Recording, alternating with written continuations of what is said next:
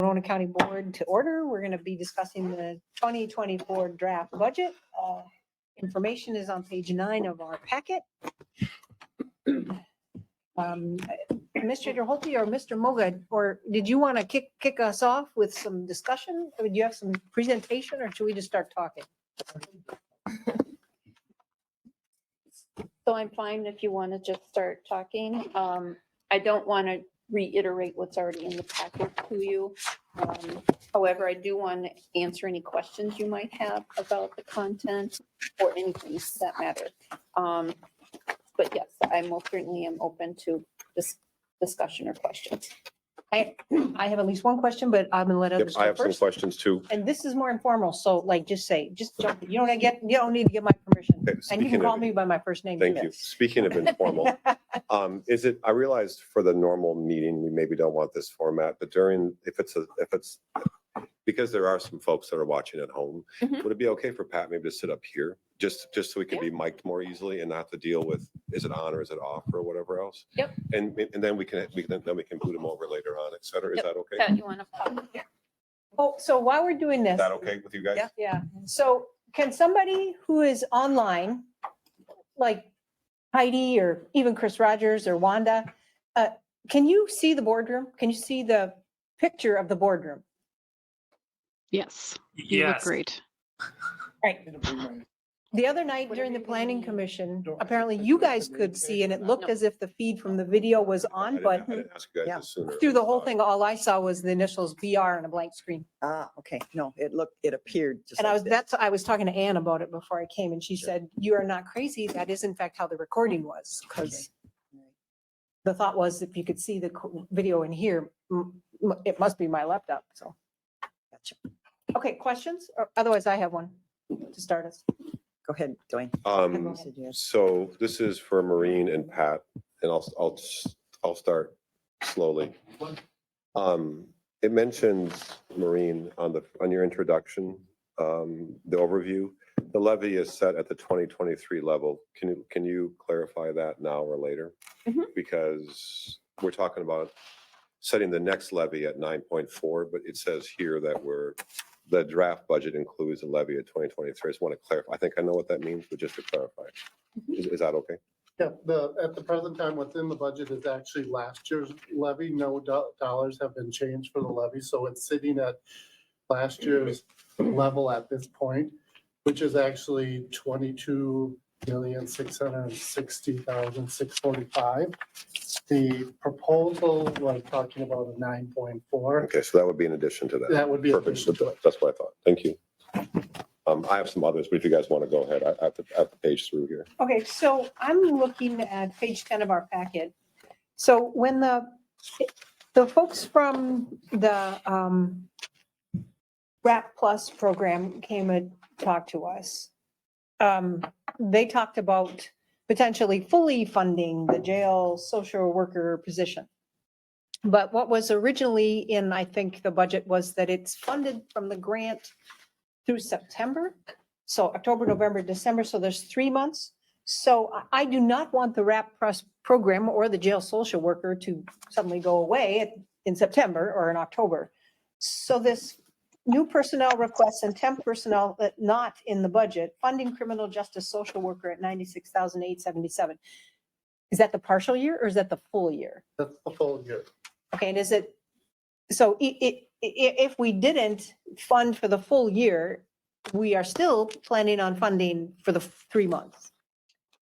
No, because we were informed just before the previous board meeting that they really need the whole year for funding, not just the 3 months.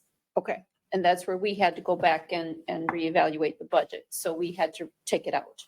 so the way the budget is right now with the 9.4, RAP Plus goes away at the first of the year and there's no jail social worker, which is, like, guys, that's unacceptable to me. Well, how many, we can discuss that. It's open for discussion. I know this is. a Unless you fund, got, right? unless you got a grant or a fund or something to Well, pay for it. we were able to get an extension on the grant because we were fiduciarily responsible with the money.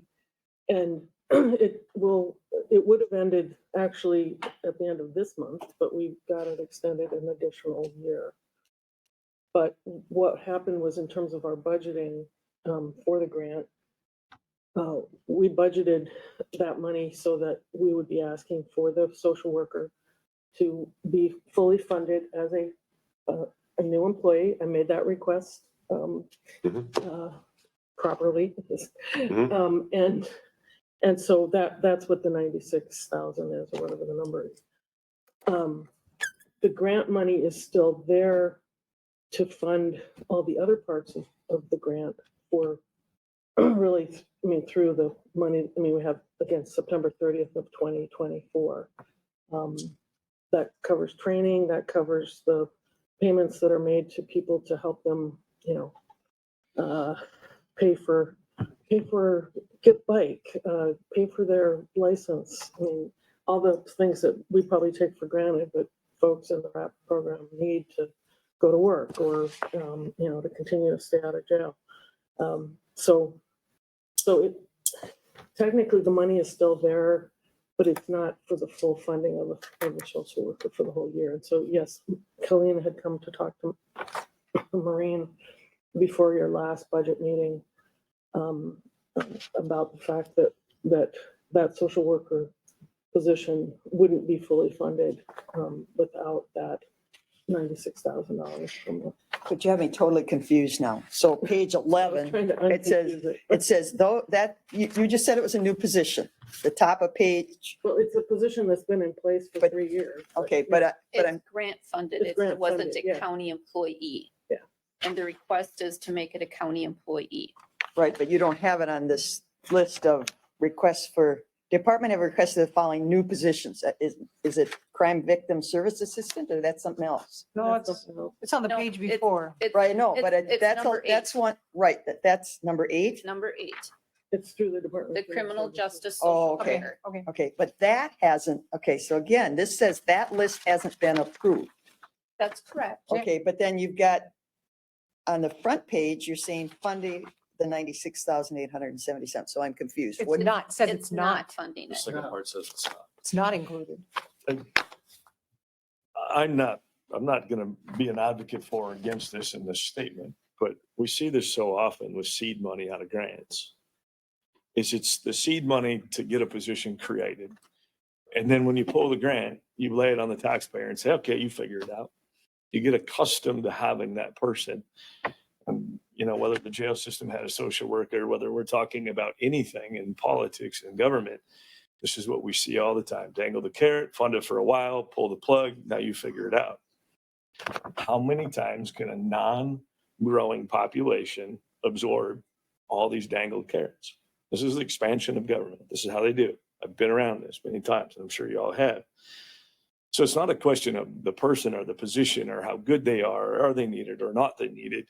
It's if we don't recognize as a community, as a group, as elected officials, this happening over and over and over again, and then we've got to go to our constituents and say, foot the bill, foot the bill, foot the bill, foot the bill. It makes it very difficult because really it's still left-handed money to the right-handed. You're getting it from the state government and passing it down. So to me, it's a question of ethics and how much are we going to continue to let this happen in our local government? So, and that's a lot of my case today is I think the one thing that I hear living on the border. Go ahead. So 2 things. One, when the board accepts these grants and all of the grants, not just the RAP grant, the drug court grant, the grant for, I'm trying to think of some of the others in other departments, there is small print that says by accepting this grant, you are saying that you will essentially fully fund this program. And so that's always kind of a forgotten thing. And for the most part, I mean, our treatment court, we worked hard to get that fully funded, not totally by the county. In fact, it's a small part of the county's funding, but with the state. The other thing is on the RAP program, like many of the others, like treatment court. And yes, I have a bias toward criminal justice reform, which this is all about. And like I said, it's we saving can money. put it It's into saving- whatever we want. But You know. it's saving money. But I want to see that on paper. It's saving money, Commissioner Elsing. Yeah. And we've shown that time and time again with presentations to this board before you became a commissioner about the cost savings, the cost avoidance that then, my constituents too, because I'm elected, avoid. We would pay higher dollars for these people to be incarcerated, to be in the emergency room, to be in the mental health facilities. I mean, we did studies for the jail study that showed that the numbers actually went down because of these programs. And like I said, this isn't an advocate for or against it. It's just a blanket statement as we go into this budget. We all had something to say, right? And we're going around the room a I little bit. respect that, yeah. And so what I wanted to finish up with is, living so close to Olmsted County and watching the majority of the people, my neighbors, working out of Olmsted County, I asked them, why did you move to St. Charles? What do you think the number one response is? Cheaper taxes You got it. Mhm. for And now. we're actively working against that. And it's the Cheaper draw taxes, that cheaper we housing. have, because I guarantee you, it ain't the housing values. Just come to St. Charles, right? Housing's It's gone up. taxes and it's the ability to function. And why don't they move to Dover? Why don't they move to Eola? It's closer. It's that. And we're actively trying to disengage from that.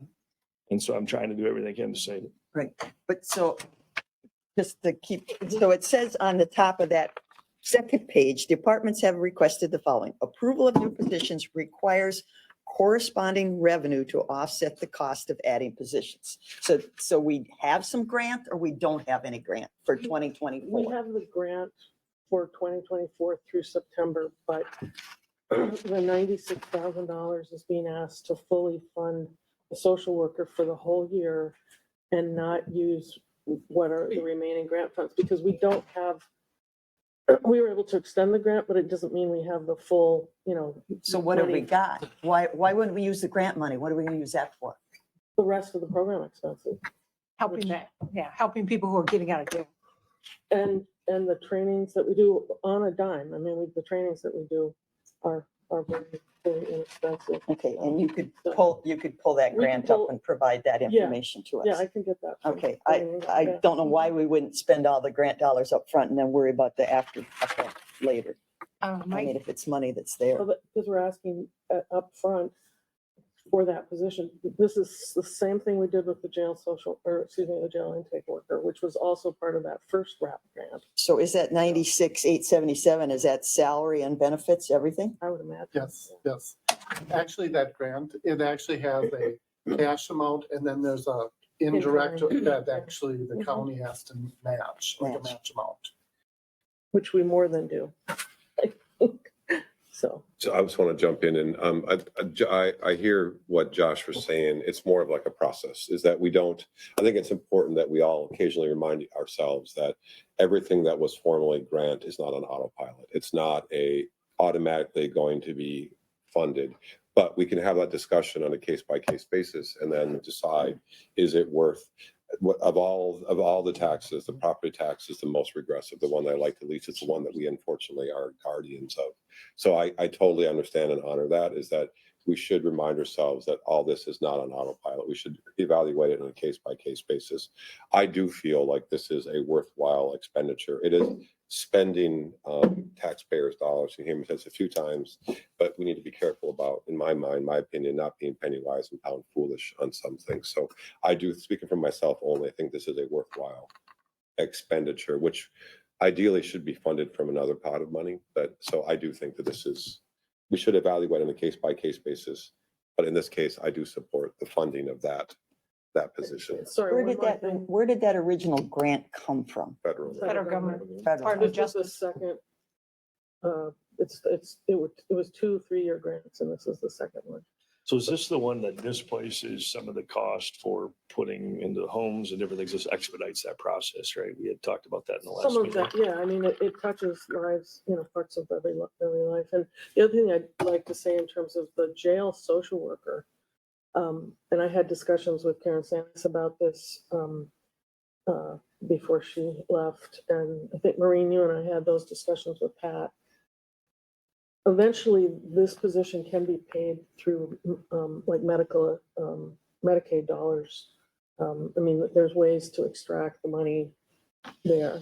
In part. In part, right, but at least there's less pressure on the budget because we can seek those, out because it's a social work position. So what says the funding through the federal government's going to quit this year? Is there something that they're saying, hey, this is the last year? It's a 3-year grant and we were able to extend it another year. So we can reapply for it?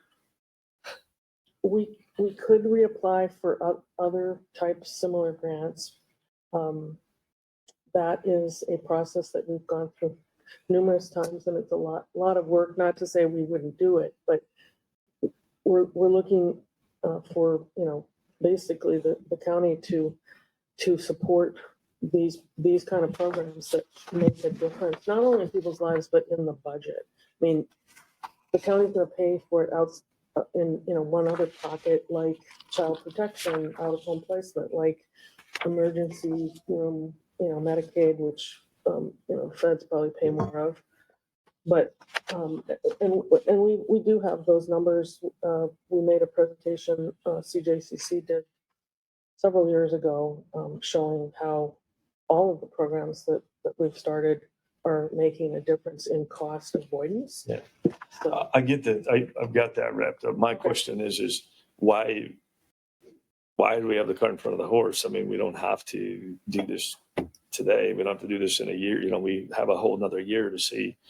If it were me, and 9 months. Yeah, well, 9 months. yeah, I mean, but these No. grants go in cycles and you have to apply at a certain time, and it's not a guarantee. It's very competitive.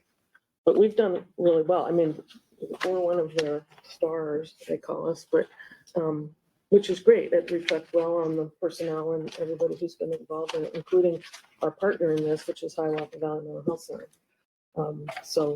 But applying and going through the process of getting these grants. So where's Klobuchar and Smith if it's federal dollars? They should be bringing us federal dollars. I Are they agree with part- you, and are they that's part of actually it? one of the ones that we, as an alternative to another part of my request, which was also not included in the budget, and that would be forensic analysis. We have gone to Klobuchar's and Tina Smith's office to ask for a program that pays for that. So, but that's going to take 2 years. So, but you're right, Marcia, you're right that they should be paying more of this. Because I always say, we don't write any rules or laws that people break that put them in the system, Well, or and very few. as Dwayne pointed out, we pay for this with property taxes, which is one of, the most Yes, it's a horrible regressive system. form. And Exactly. it should be And that's through- that seed money. It starts at this level and then it comes down to a very limited fund. And it should be heavily scrutinized to continue these types of programs without that federal funding. And that's not take care of it. And it's disappointing that they continue to do this to us. Well, and the problem I've seen in my now 30 years of doing this kind of work is that the federal government has become much more dependent on grant programs and not direct payments. And that's probably why, we don't see a lot of money from the federal side just directly. And that's why I fought for the direct payments on the opioid settlement rather than going before the state to put our hands out and say, we need grant money. And we were able to get, direct funding that way. So yeah, there's many problems. with Maureen, the did you have system. something to add? Yes, so I just want to clarify, and Karen, if you could clarify if this is perhaps not crystal clear.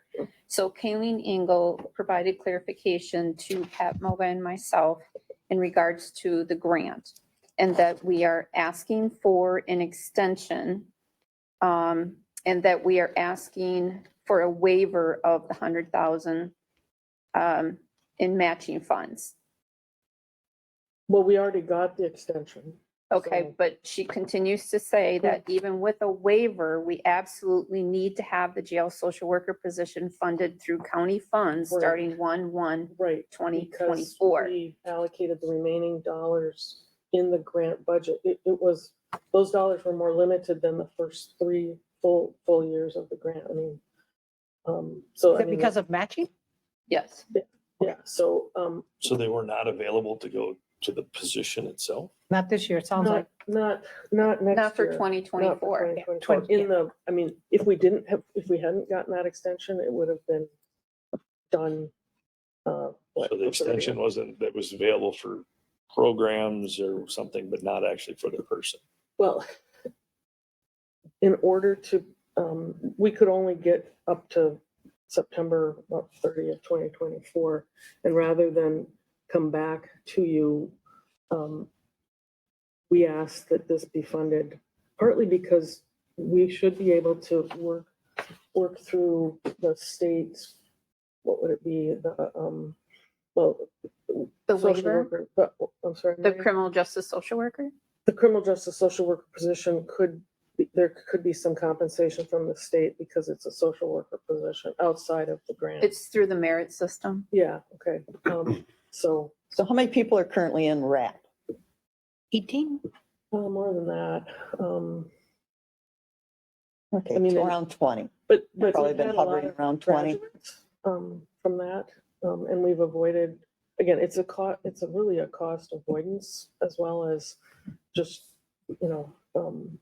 reducing. Yeah, the people who, you might recall from the presentation, the people who've successfully made it through the program are A, not in jail, B, have jobs, C, live in their own independent, and even the individuals who bailed out at a certain point are still far better off in terms of recidivism. Right, it's very similar to what happens in drug court where there's less recidivism. If there is, it's at a much lower degree of harm to the community. And so the program is for people who I are mean, in. you don't have to try and sell me on the program. I'm not Yeah, crazy about that's that right. whole Yeah, concept I'm of our It's- country and our philosophy and such. So I mean, I know what you're trying to do. It's one of those, unfortunately, it's probably unnecessary evil.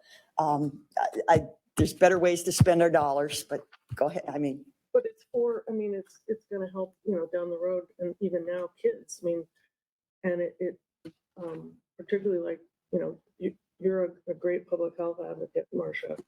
And juvenile delinquency is a public health problem. So is crime, frankly, but I won't get into those details. But these are parents of kids then who come back out of the system, don't go back, as Commissioner Meyer said.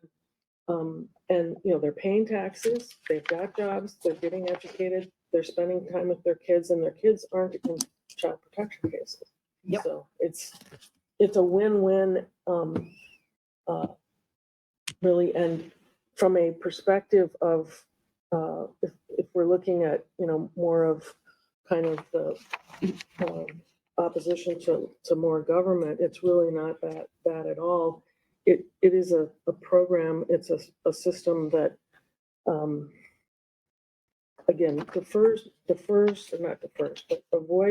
avoids costs, but, How much is it? Saves. How much is the, I mean, what, we keep talking, it saves money. How, well, that's, What do we think I what do you think wasn't it would prepared to bring all my stuff today for like, this. real ballpark, give me within 50,000. they Well, say every okay, dollar you drug spend, you court, for save. instance, Yeah, that's how it usually is. But is every that dollar invested hard is $10 proven? that we It's save. that sort of thing, yeah. It's kind of like Head Start long ago, same thing. kind of like soft math. But, the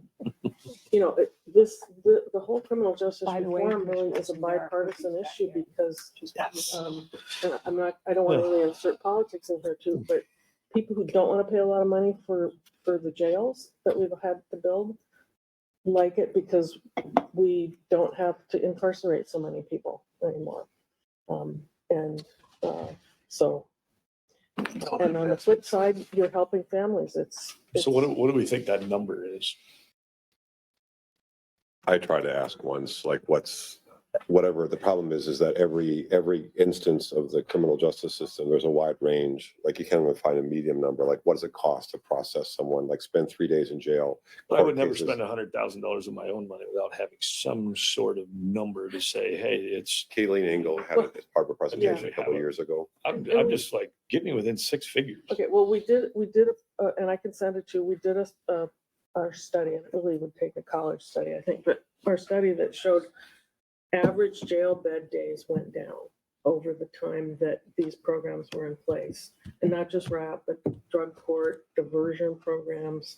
Trying to think of the other ones we do. I mean, we have juvenile diversion, adult diversion, early intervention, the we work with Hiawatha Valley Mental Health Center. They respond to mental health. I think what calls. Josh is also asking Karen is Yeah, like, for example, how I think it, and maybe you think it's something different, Josh, I apologize, is like, if someone enters the system, they spend 3 days in jail, like, what does that cost? Right. What's I that look at it and cost? say the personnel, the jail, the electricity, the Yeah. gas. I mean, Yeah. we're looking at food. What? And I think they gotta pay it. Mhm. That all Well, and exists, they're whether supposed there's to pay somebody to- in it or They're not. supposed to pay to stay, but I don't know what we. Yeah, collect. they're, There's but a we're, data yeah, still. I think they That may, all might have exists made that without illegal. Yeah. So, I mean, whether they're there or not, it's all there, you know? Well, So and I'm just trying to still figure out, how does this position, where's the actual numbers? Like, how does it say, where does it say we're spending more than what we should? And that if we spend another $100,000, we're gonna get a 2-to-1 return, a 3-to-1 return, a 1.5-to-1 return. That's what I'm looking for. Well, if, let's just say, okay, if it reduces the jail bed days by 50 jail bed days a year, and it costs more than $65 to house somebody, that's what they have to pay. So, you know, if it's, what, $100. But at $100 a day, that's That's $5,000. That's 960 days. So if I just took 100 into 96,000, I mean, that's 968. So, you know, it'd be 968 people housed, or 968 people as a whole per 100, you know, like per $100. So how many given people do we have in the jail at any given time? 20, No. Right now, we've been, 30? I don't know. It depends That's on a if it's general a question. I Monday. don't know. Yeah, Um, that's right. we've been hovering around 20 for. But if couple you years also now. look at the out-of-home placement costs, I mean, those are out of Those the are the things room. I'm looking for, yeah. Okay, Yeah. and that's what some of the savings are, and I can't give you an actual number, but the, Get me within 15, Oh. 20 grand. So I see part of the problem, I've always struggled with this. We have these categories, general government, solid waste, road and bridge transportation. But we don't know what we spend on that jail criminal protective system. I mean, we got the jail, we got the sheriff, we got the county attorney, we got social workers, we got child protection. I think if you came up with a total dollar that you're spending on that element out of our budget for, you know, that part of our society system, it would be mind-boggling. Well, and that's where I'm just looking for kind of an A minus B is gonna equal C type scenario, Right. but I'm not holding it to the penny. I'm just, Mhm. I still can't come up Yeah. with, I keep hearing we're gonna save money by spending money. Well, Well, dear it's- Lord, it's- let's put some numbers to this. Well, and You you know? say that, but I look at it also as an investment. You know, we are investing in people's lives and in the future. So, and I know that sounds a little glib and, you know, but it's true. I mean, when I was a public defender 30 years ago, I had a caseload, the highest caseload in third judicial district, which is about 11 counties here. And I had 360 cases at one time. So you start counting how many people or how much money that was and a lot of those people had kids who were out of home placement or in problems with juvenile delinquency, and they were going to the hospital, they were going to the, you know, mental health, whatever.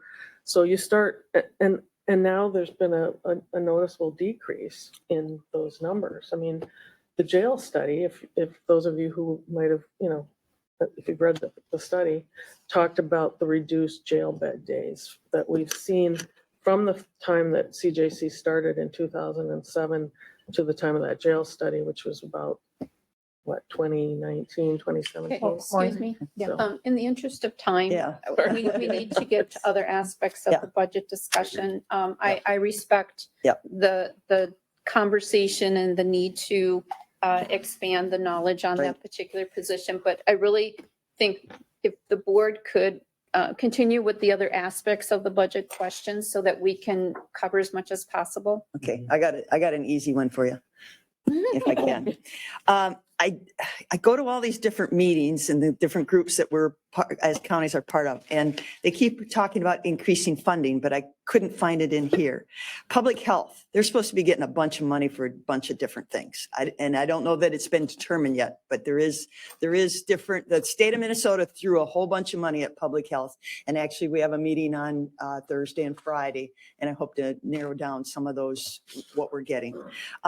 There's a lot in here for the dispatch and 911. The formula changed And we're supposed to be getting a ton more money out of the 911 funds because part of when that was established, it was to pay for some of the infrastructure for armor. That got paid for. So then that portion of the money, and Ms. Lavala, Yep. she was at a meeting this winter and Yep. swore that, yeah, I'm going to get all kinds of money. But I see a lot of, I didn't see extra revenue coming in there. So I'm questioning 911. On page 53, it's showing that we're getting, in the budget, we're supposed to be getting 262,000. If you look back in 21, it was 186.22 is 258. I'm sorry, hold on, Pat. What page again? 50, You're too fast, 53 Pat. of the budget Page 87 page of 87. the county board of the packet. county board. packet. The Oh, amended, but that, correct? I We're go all off on the the one I amended one, right? printed first, just a second. So what grouping is that? So is that showing that we're getting a whole bunch more money? It shows that it's increased, but that increase Page actually went 87. into effect Oh. back in 22. Right, and if Well, you recall, so this- Jennifer that came doesn't before sound- the board and stated that we were going to use that money to help remodel the dispatch center. Okay. Do Okay, you well, I recall would that? question her again then if we're getting all that we were supposed to get, because like I said, part of the extra money that comes on your cell phone bills and everything was supposed to be reallocated to the counties, the So 911. In the same vein, I thought we were supposed to be getting 300,000 to offset Department of Correction costs. Well, yeah, there, That was- corrections. Is that reflected in the budget? And that's separate from the sheriff, Not the sheriff's the stuff. the public armor safety, radio. right? It was the formula they redid for all forms of We're probation. seeking clarification on that dollar amount to actually see what we'll start getting for that. Okay. Because there's a little bit of a discrepancy between that we're hearing and we put some of that in, but we haven't gone to Because you don't that. have a real number We yet. don't have a real number. I think it's Okay. at 200 and some right now in the budget. Okay, yeah, that was supposed to be a chunk. And then highway, of course, got some. And again, you've got it broken out. Is the extra money we got for highway in the budget? Oh.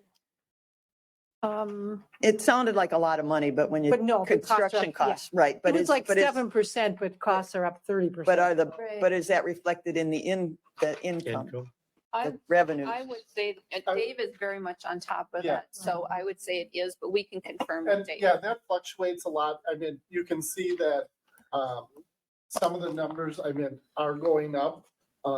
If you look on page 106, that's the start of the highway budget. The other places where they do a lot of construction is more in the state aid grant. Would be further back. Okay, well, those were 4 areas that I knew we were supposed to Mhm. getting more money, and I didn't know if they were in here. Yep. One of the other things that I asked for, and maybe you didn't understand me, Maureen, are the reserves. You had expenses and you referred me to what page, but what's left? You know, we got expenditures and revenues, but what's left? What's the bank balance at the end of the year or the end of the day? You were asking about reserves and not the budget. Right, right. Gotcha. And I don't, Questions, Marcia. sorry. And I don't remember seeing that in here. And I looked at the, okay, It wasn't. okay, I looked at that on the website, the fiscal thing, and that hasn't been updated. That's kind of old information, it seems like. That fiscal Yeah. window, some of it's back in 2022. Some of like employees and some of the data on that is not current. Were Okay. you looking in open? Gov, So let's or- say 2 meetings The ago. financial, when you go to the website, A couple meetings Oh, ago, well. I think we did get to see the reserves, but then Pat did verbally just tell us last time that we do not have anything in that exceeds the 3/12. That is our, At the way the budget is being presented right now. And really, I can't update that until I know what we're reducing in expenses and also 3/12. increasing in revenue. And then at that point, I can give you some type of projection. okay?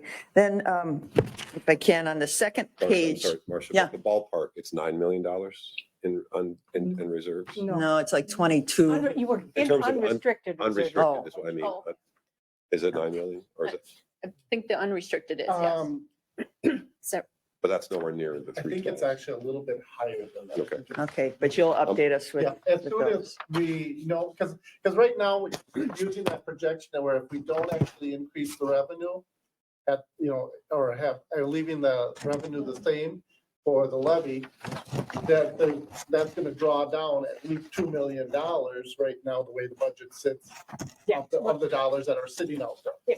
We don't want to go below the, Yeah, yeah, so at that point, I'm saying is, we really don't have any reserves because we haven't figured out both sides of that equation yet.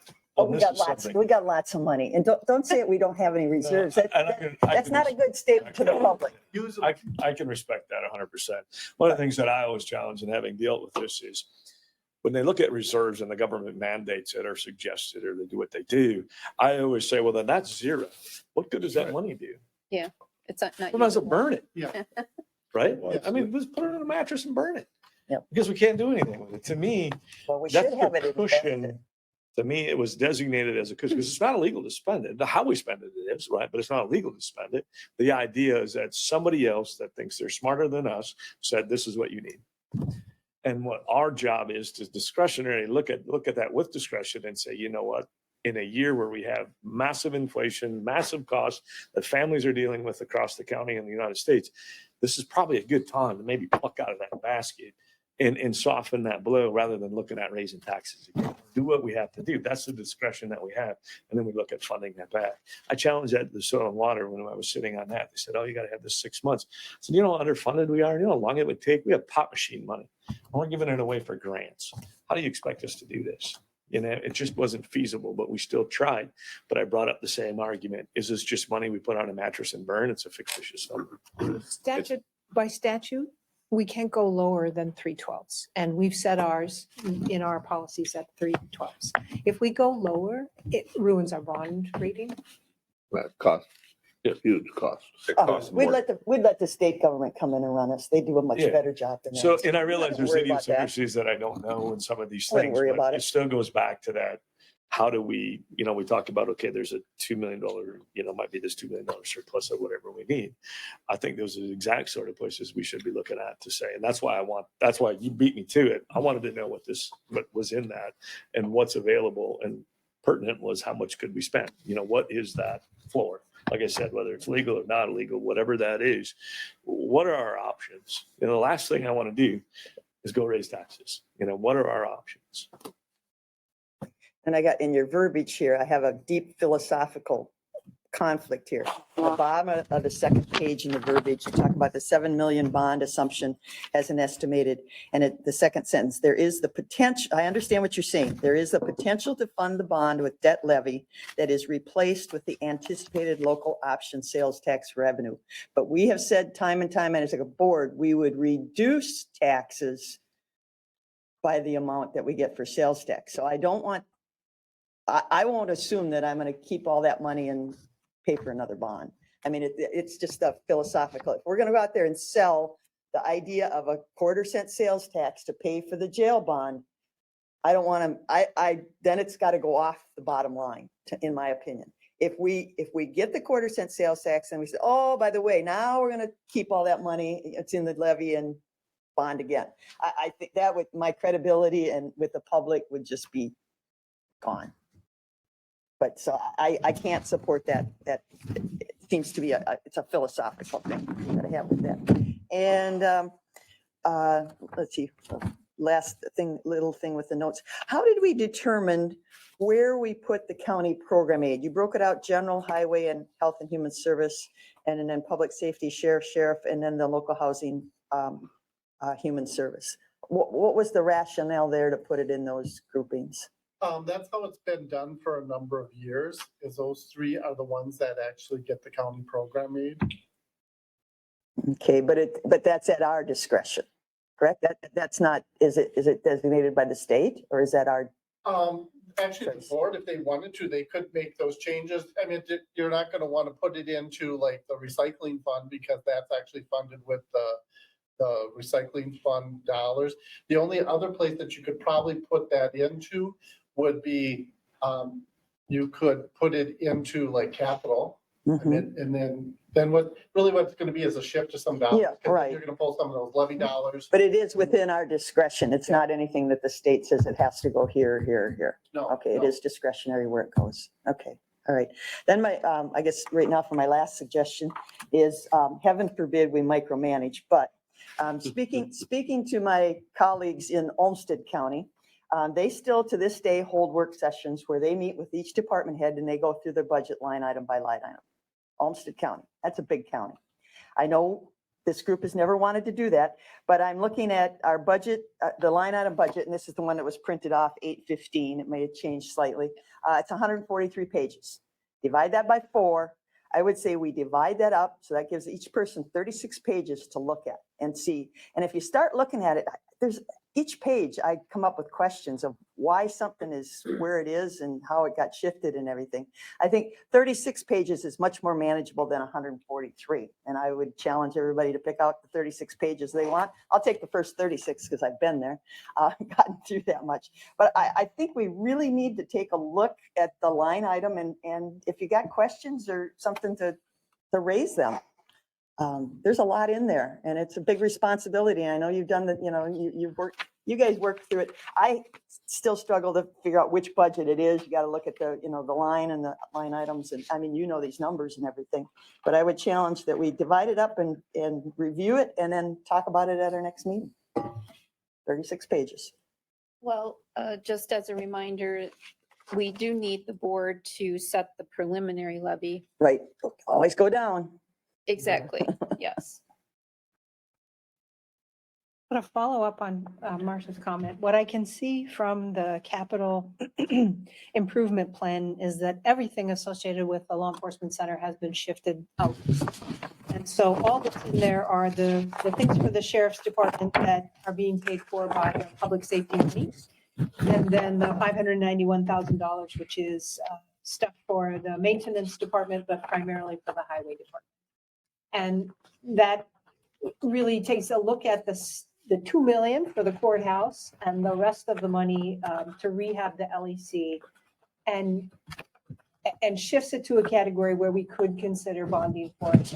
I personally am in support of that we would spread that cost out over a number of years in the future instead of trying to levy for it in a single year or even in 3 years, because that's a lot of money. So, and I think that gives us breathing room in the conversations that are going to happen with the city of Winona and their efforts to try and get state money to help with a facility that potentially could offset some of those costs. So I think that's good. And I support that as a philosophy.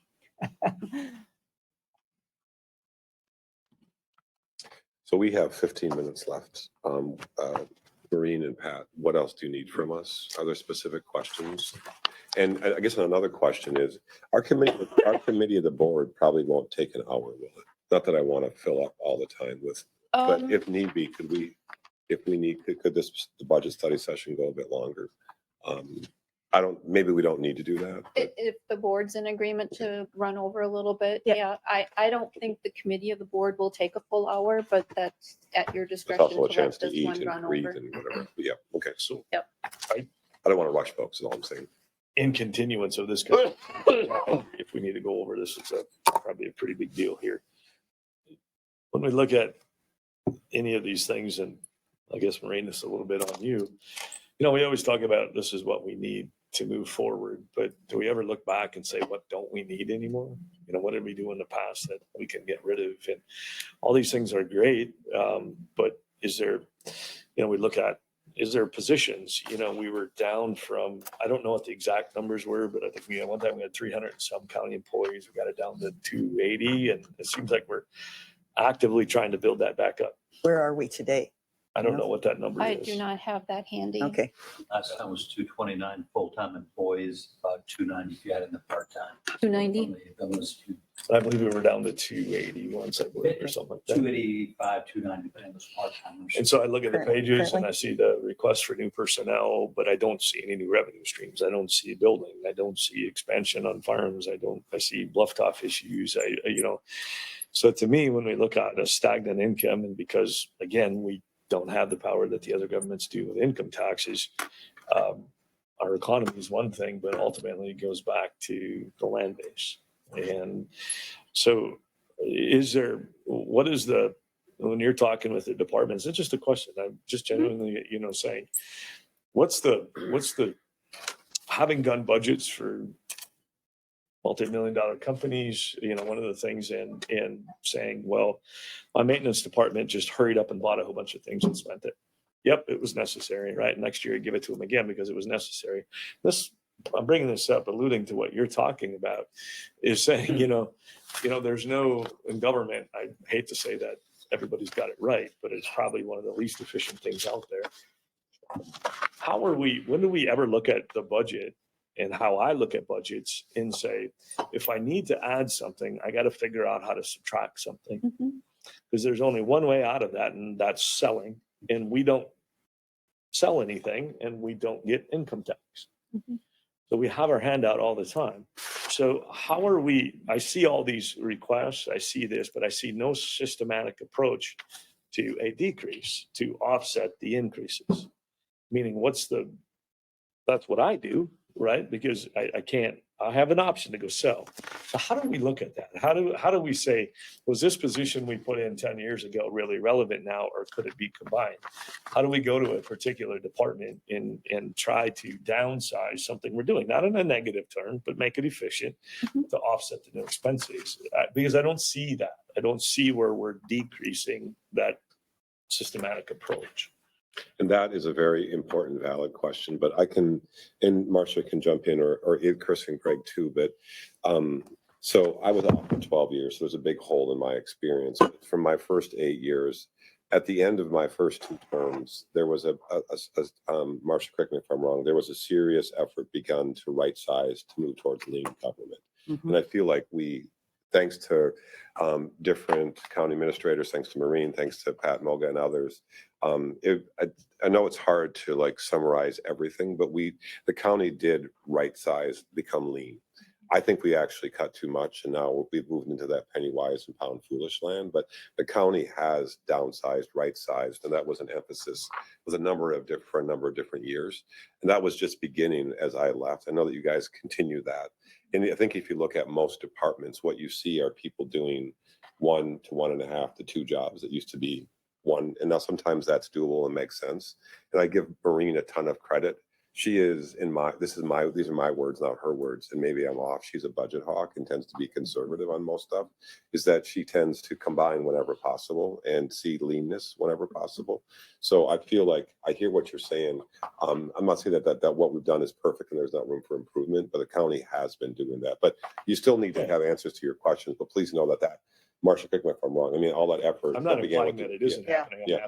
I'm asking the process of how. So we meet, Pat and I meet with each of the department heads and the supervisors or any individuals that we need to. We walk through line by line of their budget. Can you increase or decrease? Meaning if increase revenue, decrease expenses. If you're going to increase your expenses, how are we going to pay for it? If they're asking for positions, why do you need the position? What roles and responsibilities can we combine that with another area or another unit? Can we combine positions? Can we repurpose another vacancy so we're not hiring a new body? I mean, we ask a lot of questions. We have it done out in the public. Yes, is this something that's repetitive, or are we competing in the public sector? Or the private sector, I said that wrong. I know. Well, yeah, and that's what I always, and as we see this, I think the common message to me is if there's no growth, there can't be any growth. I mean, otherwise it just continues to grow, and we're going to put ourselves out of business pretty soon, and that's where we go back to those department heads and yourself and continue to say, that's fine. You need X, Y, Z. You got to figure out how to pay for it. Right. It's not just going to happen. You need to figure out how to take it out of here and end back at 0.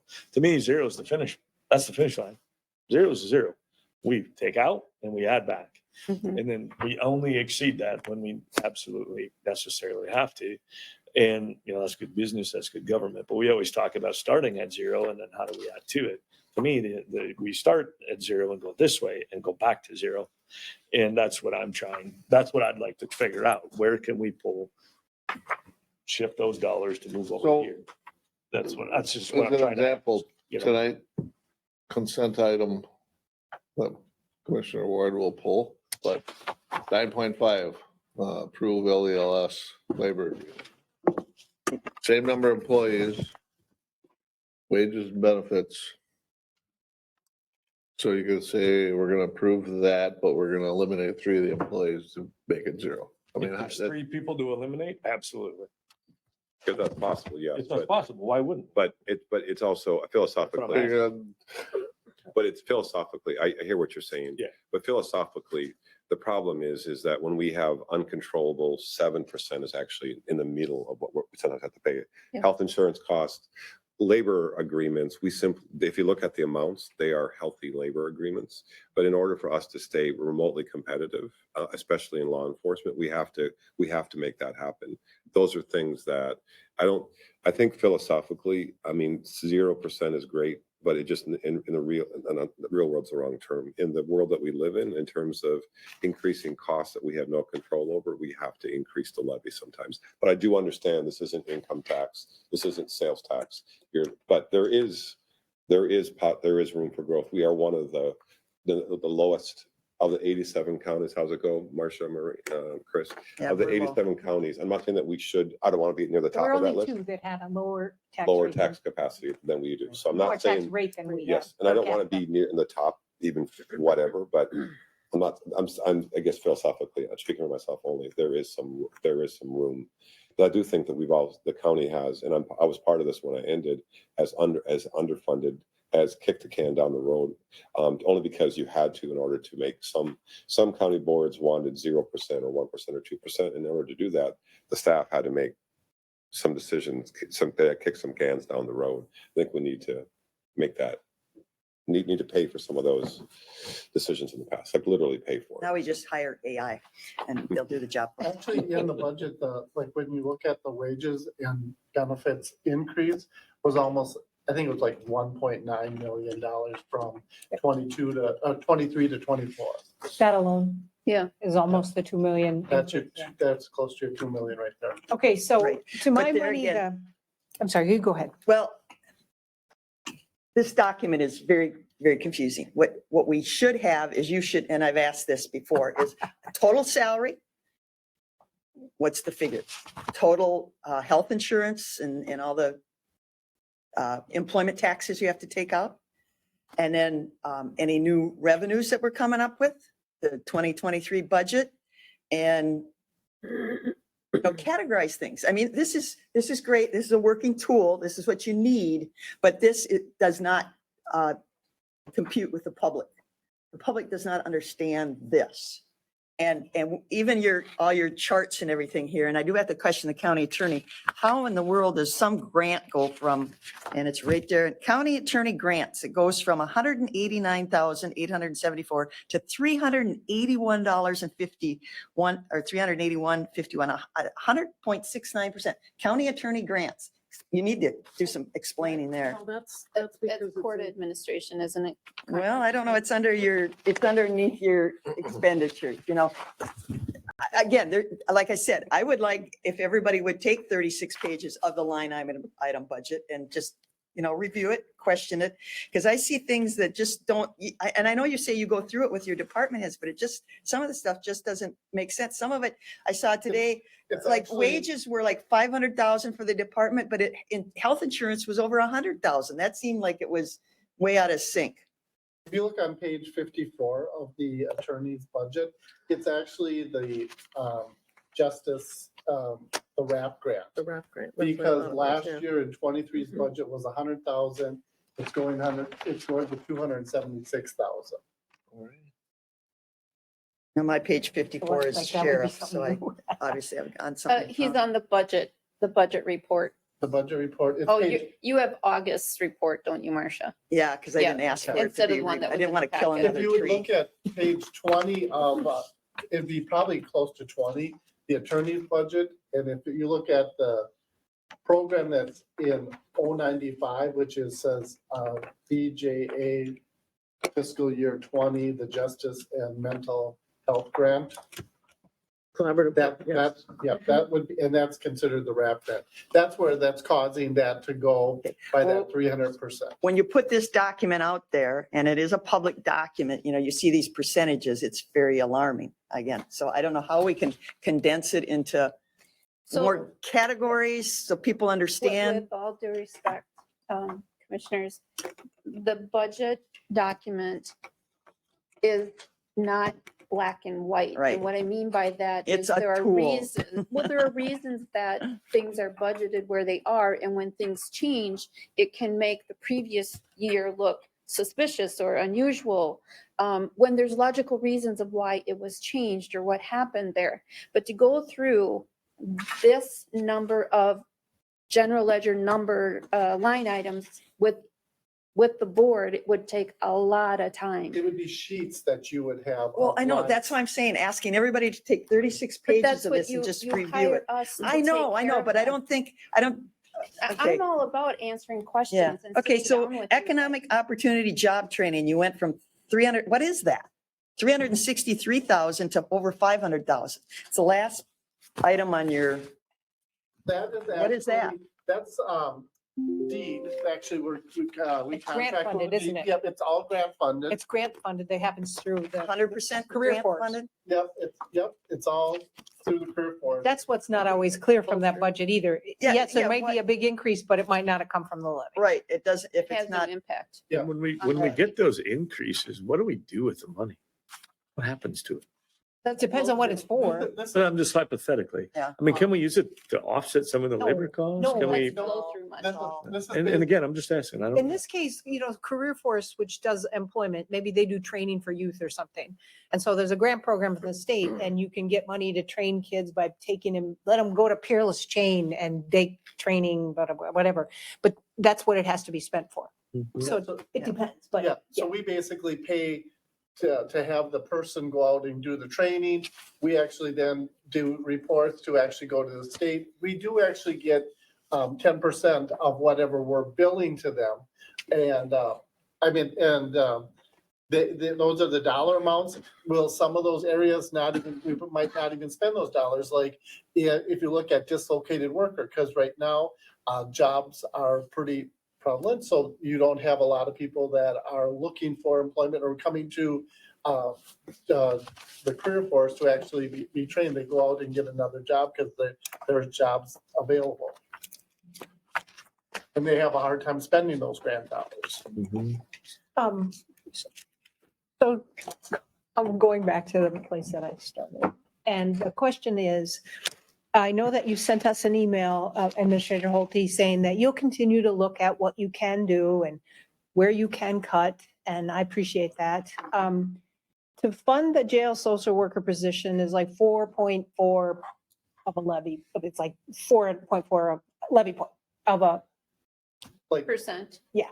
So it would make it like at 9.8 or 9.9 if we had to Yeah, raise that it would 100,000. be Somewhat, like- but it's a little less than half a levy point. Correct. I just want to know from this board, I kind of think I know what Maureen and Josh are gonna, Marcia and Josh are gonna say no.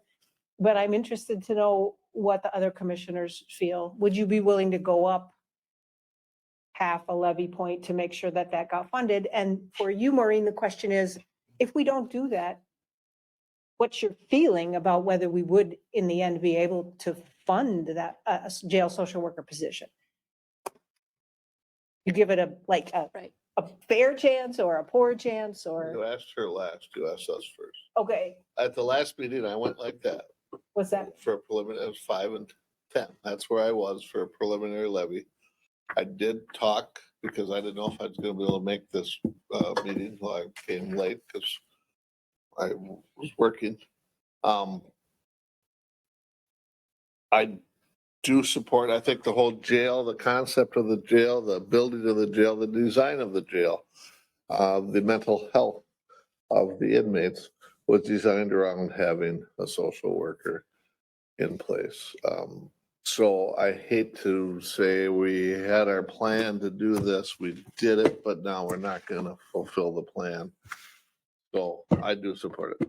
I gotta go get my thing. Yeah, the Okay. food is done this. Okay, so if we're talking, Marcia, can I just, Yeah. and then, I don't mean to cut you off, but Yeah. I would support the 0.44. I would also frankly, and I want to fall off, I think your guys' Christmas list, I'd also support adding one, because in order to add 1A through F, Yep. that would require, I asked about it, roughly 1.8%. Correct. Just for a preliminary, and the hope it is to find other ways to not have it be that much.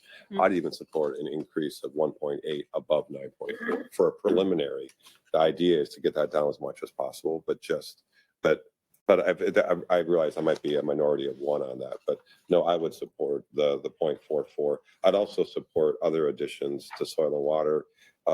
And so that 1A through F is everything from criminal justice to the youth educator to case aid for child protection. But I realize maybe we can't or shouldn't do that one by one, but that takes it back to 11.2. 11.2, yes. But again, I'm probably a minority of one, but yes, the 0.4, yes. And I'd also support other increases in the soil and water as well. So Marcia, go ahead. I just have a question. Go ahead. Amy, before you jump no, in. go ahead. So again, this goes back to procedure with this, and maybe it's different from what I know it, but if you set a levy at a certain percentage, is it statutory that sets the reason why you broke this out? Does it set what we can actually do with the money? No, So meaning if we set a 9%, whatever everybody wants, and you set this thing at 200%. Yep. And, which I get that. I don't think we should do 200% though. I'm not going to support that. Hypothetically. Commissioner Elsing said 200%. What I'm saying is that internally, we can do whatever we want with that. There's nothing, you didn't break this out because it says, hey, at 9%, we can only do this, correct? So in No, other words, it's a little bit, I mean, what you're asking for is let's go above that. What you're asking for is let's go above that. Go What way Marcia's above going to ask for in 2 seconds is let's go above that. And before you know it, we're probably at 11%. And, you know, but the reality of it is not that I even support it at 9.7, but even at 9.7, we would just simply go back to my concept of why are we adding? We should be reducing and start at that and go down. And so that's my question. I just wanted to know, can these things get thrown on the table? Because I would be in favor of adding the people if we figured out where to get the How to funding, fund it. other than go out and get it from the taxpayer. Uh-huh. That's a different story. It's not that we don't want it. It's just we can't exponentially keep asking anybody to pay for it when we're not growing. That's my concept. okay, so I don't want to cut you off, but my last part was to ask Maureen and Pat, if we go with 9.4, 9.8 or whatever, no, if we go with the number we have right now, 9.4, how Oh. feasible is it that we would be able to actually have the jail social? Do you give it a good chance or a poor chance? I know you can't, no guarantee, but well, there's like no way in hell, I mean, the that's thing enough. is you we know, it's don't amazing. have all the information on all of the budget aspects. I mean, we're still learning, you know, from the federal and state government and from the departments as new information comes in. So I'm hesitant to say this, but I mean, I think if we offset with Medicaid or Medicare or whatever aspect, we might be able to get in return reimbursement. If we can get some reimbursement through the merit system, I mean, we wouldn't need the whole, 98,000 then. But we don't have that worked out yet. Okay. So I think it's plausible for us to get most of it reimbursed. Thank you. So I don't always attend, I think you do, Chris, the MICA meetings. Do they seem to have a grasp on where all this new money is coming and how it's coming? What they've told us already, which is me asking about the 300,000 for Right, DOC. I mean, right. I think we Release the need to, information. we need to press somebody at a higher level because they they spent all that money. How did they spend it? Where is it coming and how are we going to okay, deal with it? I don't know if you were at the last meeting. No, I was not. I No, was because it in got really, travel. it got kind of rowdy there because, all right, you know, this concept that they talk about, if you have somebody who is in a high level of treatment for some mental health issue You pay. and they're ready to step down. Yeah. Okay, and the state passed legislation that they would continue to cover until the lower position comes open and not force the counties. Right, but they They weren't doing it. No. They weren't doing no. it, and it had been like $600,000 to Stearns or St. Louis Yeah. County, and they were very upset. So you can't hold them to their. There you go. Their Because actions. it's only a certain small percentage of those that they're gonna do that for. It's not the, Oh, yeah, but they felt like, Micah truly felt like that was not the intent of the legislation. Right. And they It had was- spoken to the authors who are saying no. And But somehow- Greg Wright from Olmsted said, well, maybe there's not enough money. And it's like, no, there's plenty of money. The agency is not interpreting the legislation. But at any rate, the point I'm trying to make is, They pass things, but they don't know what I they don't know if passed. until we get it, that we know. Yeah. And so I don't think we know until next year. Well, I think we need to press and trying to get answers. So I had a conversation with the person who's in charge of AMC, Mary Jo McGuire. She's head of AMC. She's head of the NACO, the national organization. I said, Mary Jo, I says, we got a problem here with our messaging. Federal government throws all kinds of money at everything, and they just keep printing. The state spent every penny they had, and every county pretty much has to ask for an increase. I said, there's something wrong here with the messaging, that we are made out to look like the really bad guys. And I so don't she agreed. I said, okay, you're paid the big bucks. You're Ramsey County. You got PR people, everything. Come up with a message. I said, it's not fair. So I put my plug in for that. We'll see where she goes with that. I am really concerned though with all the things that got taken out of the capital improvement. And I think you're leading us down a path of jumping in with the city, which I am not in favor of for a law enforcement center. Not at all. Not at all. So I don't know. And again, I think the sheriff's wish list, I guess I would not consider some of those things. I That's think all those are grant wish. funded though. Well, no, not the vehicles and everything. And I'm not, Capital improvement plan stuff it is. the vehicles are all grant? All the sheriff stuff. all that's being funded by that public safety. By the Well, public safety okay, money. so okay. I'm saying that should not be spent on that stuff, that public safety, because on number 5, under your verbiage for the public safety aid money says the cost of construction, reconstruction, remodeling. Everybody says some stuff needs to be done at the Oh, it's- LEC. That's not allowed. That is the one thing that is not allowed. No, it says right there, number 5, that we can. So I'm saying, I don't want to fund the list of toys. I think if we need to do some, and I'm sure there's some things that are valid that need to be addressed at the law enforcement center, that we should, before we hand that money over to the sheriff to spend on toys, and I'm just using that as a placeholder, that we should really seriously look at that. And that was $800,000. That we should really look at what needs to be done in that building to make it more safe, more usable, maintenance, issues, stuff like that. I mean, first of all, I don't think that money should have been given to the sheriff at all to start with, to even let him come up with a wish Honestly, list. I see that you're absolutely right, but I swear, Well, I was on a webinar when I said that wasn't allowed. Yeah, but number 5 says we can. So why wouldn't we take that almost, 800,000? That should do some significant. Part of it is already spent, 183,000. 3,000 is spent on that Why? software. Why? We didn't approve that, did we? Yeah, you did. Yeah, we did. That's the one that I brought up with the continuing. That was last time, fee. wasn't Oh, that's that one. Yeah, so part of that. Okay, well then- But still, let's not run into the old principle of, well, I got a bill for $120. I only have 70, so I might as well blow the 7. Right? We kind of did that, what I'm hearing with these other funds. Well, we didn't have enough to fund it fully, so let's go spend the 90, whatever Yeah. the grant money was. So let's not do the same thing, but so that alludes, did you read my notes or what? These are all things I was gonna say. Over your shoulder. Yeah. So, but Mental that's what I come up with too, and seeing that, saying, hey, we might have the opportunity to kind of fund some of the absolute necessaries. In fact, I wrote in here specifically, like what's necessary, what's luxury, what do we need to do there? I think Yeah. there's something that maybe got cut off or something, because eligible uses, I know that under that eligible uses, the purchase of a tactical vehicle is not allowed. And it's saying eligible uses. Oh, yeah.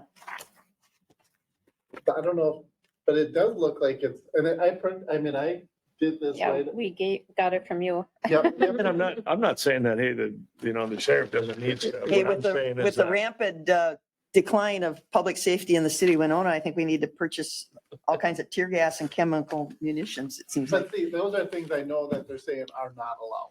Well, no, that Which says eligible. Where it says eligible. Yeah, like where it's, those tear But we gas better- and that is not Ooh, Yeah, you allowed. better, yeah. Yeah, you better check your. Yeah. Because it says on mine, eligible.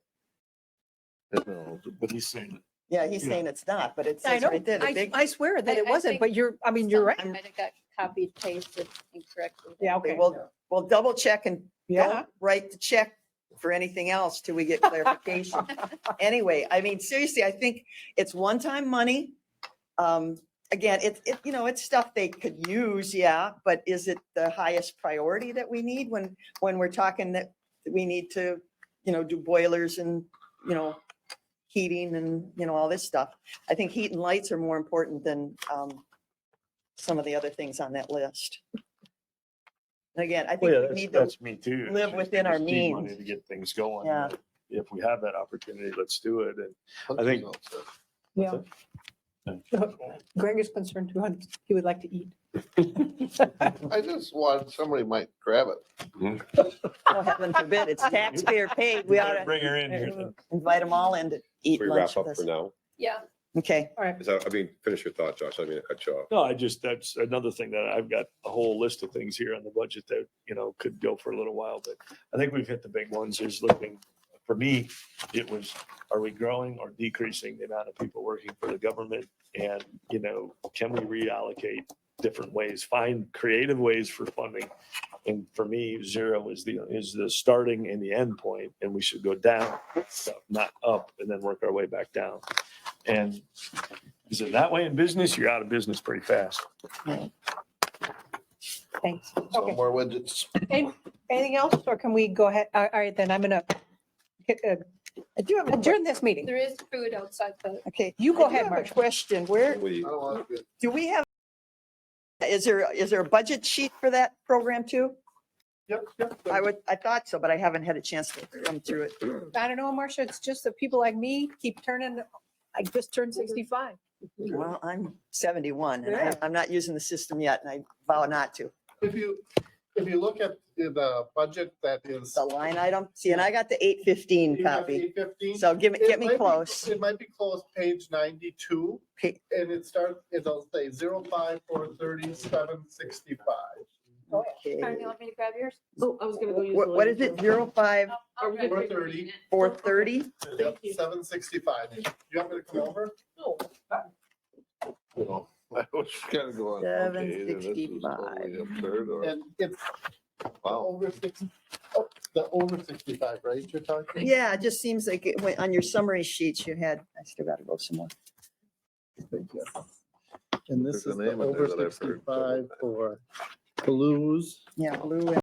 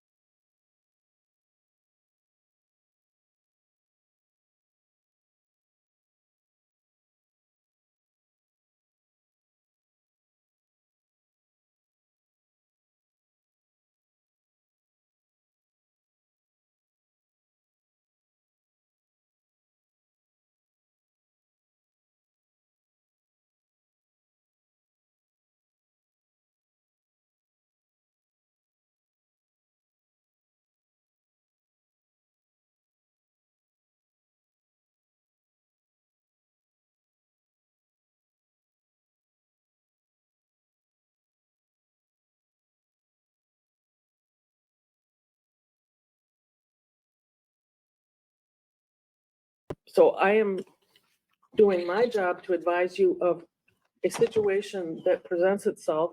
And sorry that it puts you in a, as I said in my memo, between a rock and a hard place, but you are asking the board to sponsor this letter.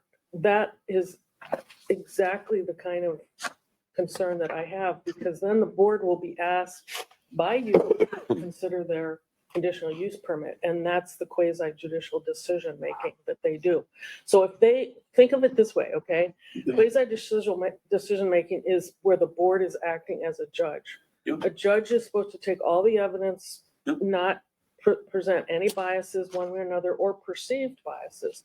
By sponsoring a letter that you're asking for, there is a perceived bias that the board is supporting you and your project. And in order to build a house, you need a CUP. And yes, it'd be great to have more people with houses and more tax dollars and all that. But this is a very unusual situation. What you talked about with other people who might be told by FEMA, you have to move, they're not asking for a CUP before the county board. So that is the rub here, okay? Yeah, but you're crossing, you're combining situations. No, I'm not. Yes, you are. No. Okay, I don't want to get No, into no, an no, we argument won't with get into you. a debate or an In argument. fact, you're represented by counsel, so I shouldn't be talking to you, okay? Aren't you, Excuse me? you're represented by counsel? A No. letter went on this to the DNR from a Gillison, Matthew Berger. The initial letter, and since that first week, 2 years ago, Mhm. he was hired only to send the letter. Which is part of this whole thing. And again, I have to advise my client. No, that's fine. This is I my understand. client, okay? And Yep. I'm advising them not to send the letter and Yeah, not Dwayne's even been to waiting. discuss this. That's fine.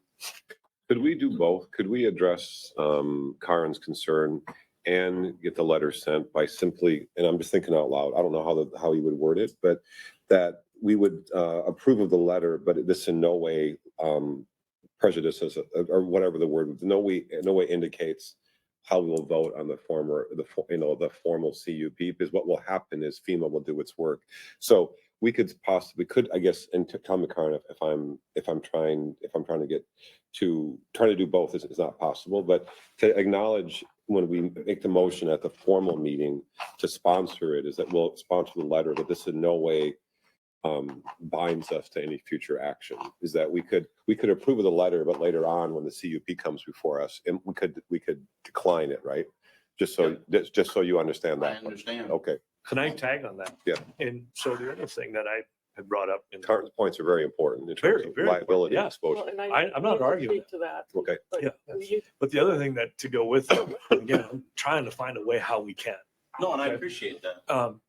The other side of that is in the example that you gave and in the example that everything that you've led. In the example you gave and in this example would be as if we denied it. But really in reality, we're approving it. Is there a difference between those two? Because I could see if we limited it, then it would come back to bite us. But if we're approving something, Well, again, and I don't the know. DNR has also, put in its Excuse me. letter, and so there's concerns there. But getting to Commissioner Vagley's point, I thought about that. I Mhm. did, in terms of Mhm. writing this memo, and I almost was gonna put it in.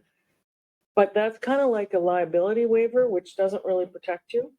I mean, because you've actually taken the action. And that's why I suggested going to the township board. I'm assuming this is Homer Township, right?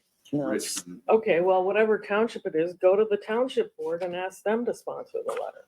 But they have no zoning authority. But they are the governmental entity. We don't tell them that? We don't tell the FEMA that or the Well, DNR? but they're a governmental, I still don't understand why you need a local government authority to sponsor a letter. Because I the don't see it. DNR will not, that's what's so confusing to me is the DNR was given this task of oversight because of their intimacy with the state, and that is the only reason. So in other words, it's like delegating an activity to your child. Well, I would say that it's probably because this is a water, I mean, we're talking. It's local all water issues. Right, so, In the state of Wisconsin, I rerouted a river. This is the state of Minnesota. I not the understand, but county. what I'm trying, the point I'm trying change the to law make here. to you is in the state of Wisconsin, the DNR is not responsible to represent the letter. So the same hydrology work that I did in the state of Wisconsin, which I did here in the state of Minnesota, was sent directly to FEMA by the engineering firm in the state of else I'd have done this already. In the state of Minnesota, an engineering firm without a sponsored letter cannot make a submittal to FEMA. But it's my understanding, I'm reading the DNR's letter to your attorney, that the DNR said that they have the role of basically being asked by FEMA what their position is, but there was nothing in there about getting a sponsored letter from a government entity. And that's where I don't see why you even need it. If you go online, and you probably have, if you go online, and I'll give you a copy of my memo, that application process, excuse me, for filled property, which I'm assuming what you have. It's not filled property. That's not the. Well, that's okay, not either what we're way, but discussing. Well, we it need to doesn't- understand the situation if we're going to discuss it. No, So saying, okay, understand from my perspective, reading the law, reading what FEMA I'm is well versed in requiring. that. Okay. I'm glad you are, but I'm versed in the law and reading what FEMA requires. There was nothing in that application process. If you go online and apply for the LOMA, there's nothing in there that says you must have a letter, a sponsoring letter from your local government entity. There's nothing there. So again, I don't, other than fixing your problem with the DNR, that's what you're asking the board to do, basically.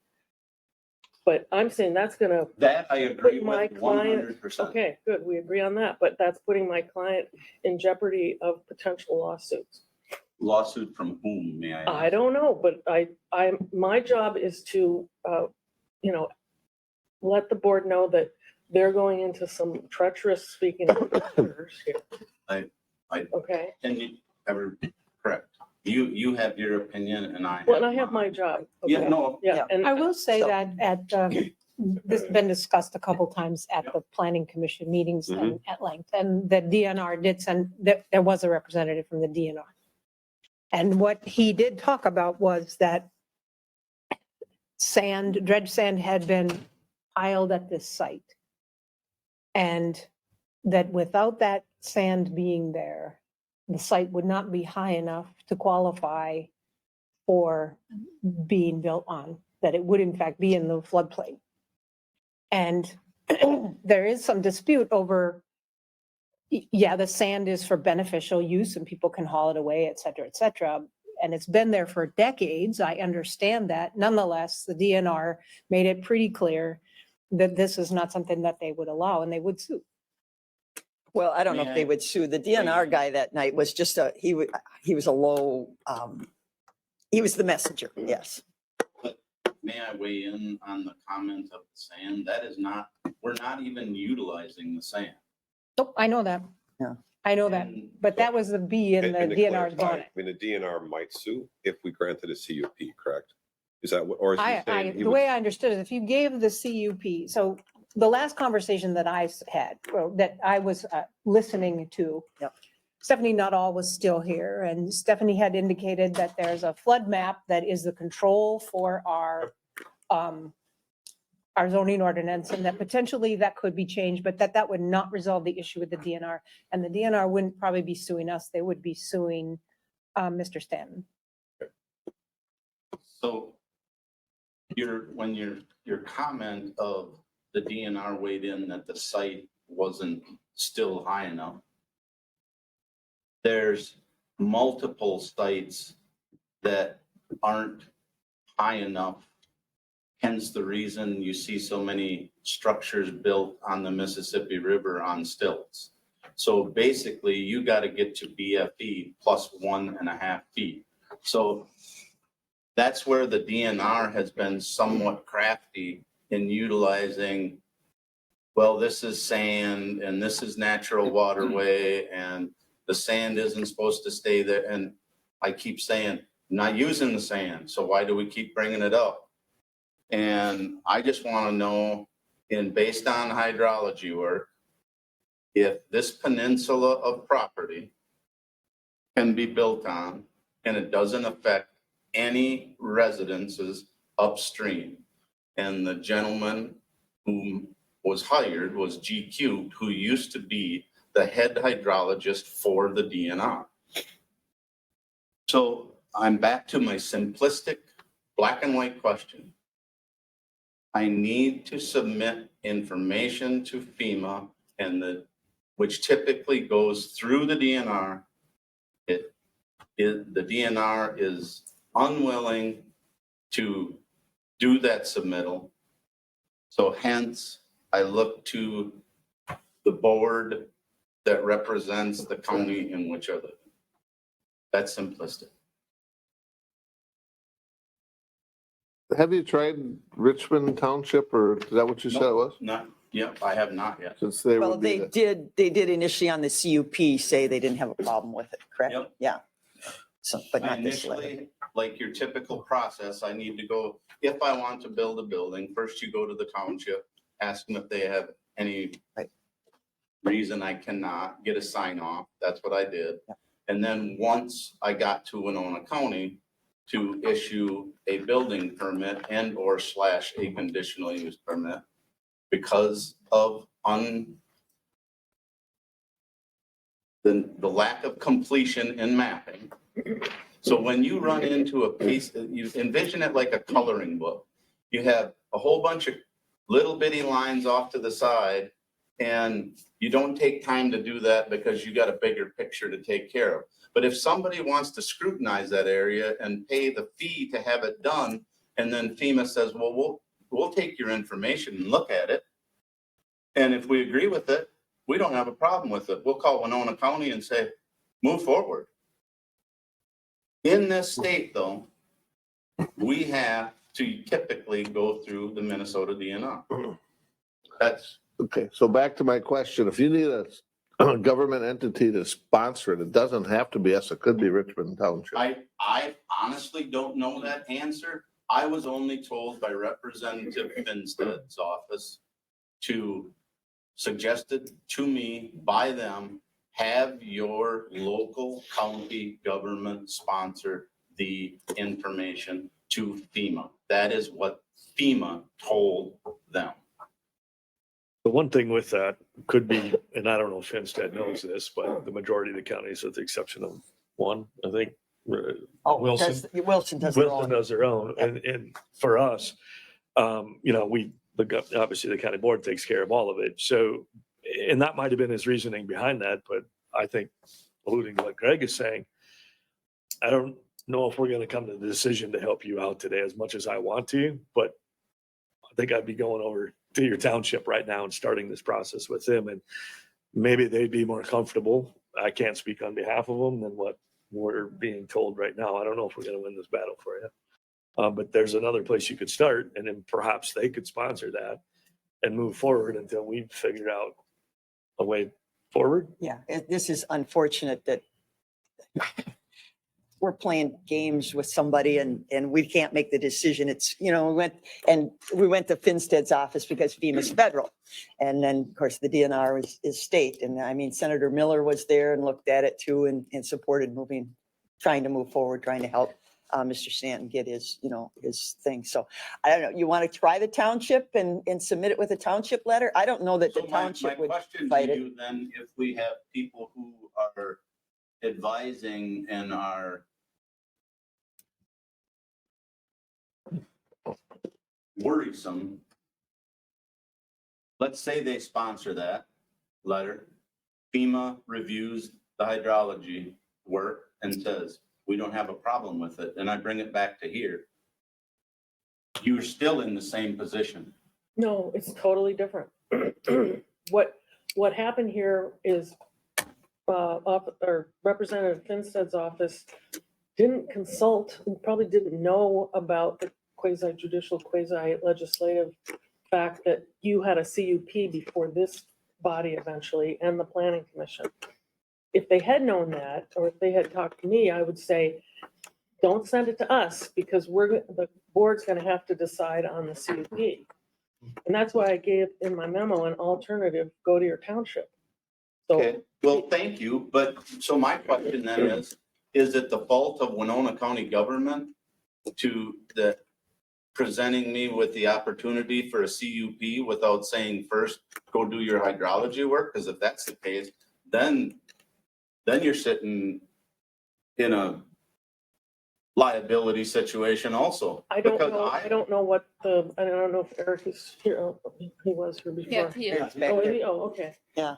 I don't know what you were told by our planning and zoning department, but again, I'm trying to look from the legal perspective here, that because the county board makes a decision on a CUP, they can't be supporting somebody who's going before them for that CUP.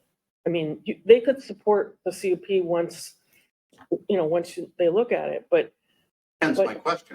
But it's prejudging in some ways, by you asking them to sponsor a letter for you. Then that puts them in the awkward situation legally of, okay, we sent in a letter sponsoring you, and now we have to decide, when I say we, the county board, has to decide whether to grant your COP. And what I'm saying is keep it clean. Ask your township board to sponsor the letter, and then you can present the CUP through the regular process to the county board. I mean, frankly, Finstead's office gave some advice that they should have checked with their council first, because it's put this board in a very awkward position. Doug, I would go to the township, see if they'll I'll go to the township, Yeah. but I don't Draft- understand. draft a letter just saying that they will support it, and ask them to sign The it. review of it. Right, and ask them to sign it and submit it, and then we'll go from there. See if it, where it goes from there. And hopefully it goes So to FEMA FEMA. would say it's not in the flood zone, then, is what you would, that's your goal. So take it out of the flood zone map. Yeah. Yeah, well, Yeah. it's basically what it's going to do. It's not changing anything. It's simply Coloring that in. clarifying an area that they have based it. on hydrology. A boo-boo in the map, I think is, So I guess I'll go to township and ask them if they're willing to sponsor. But go with a prepared letter for them. to No, sign. I understand, Yeah, but I so it's just mean, easy and quick. I guess. I'm sorry.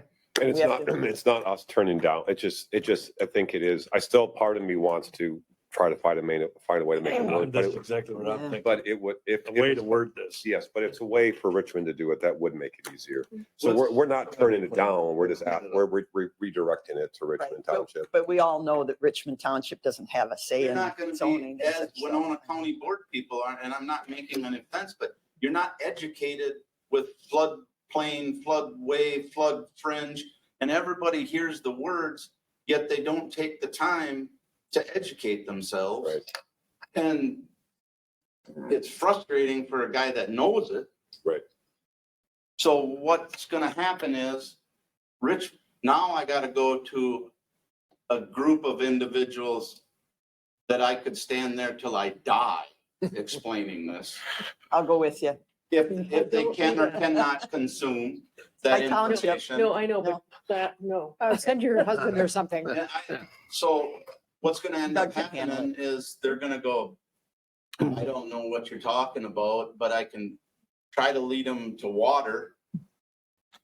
And Say sign. if that don't work, then what's gonna happen is, which Winona County can't do anything about, is I'll sell it, make 4 plots out there, and they'll put 4 campers out there. And you can't do a thing about it. No. And you're gonna turn it into a KOA campground. I can turn it into a KOA campground tomorrow. Now, what is the logic in that?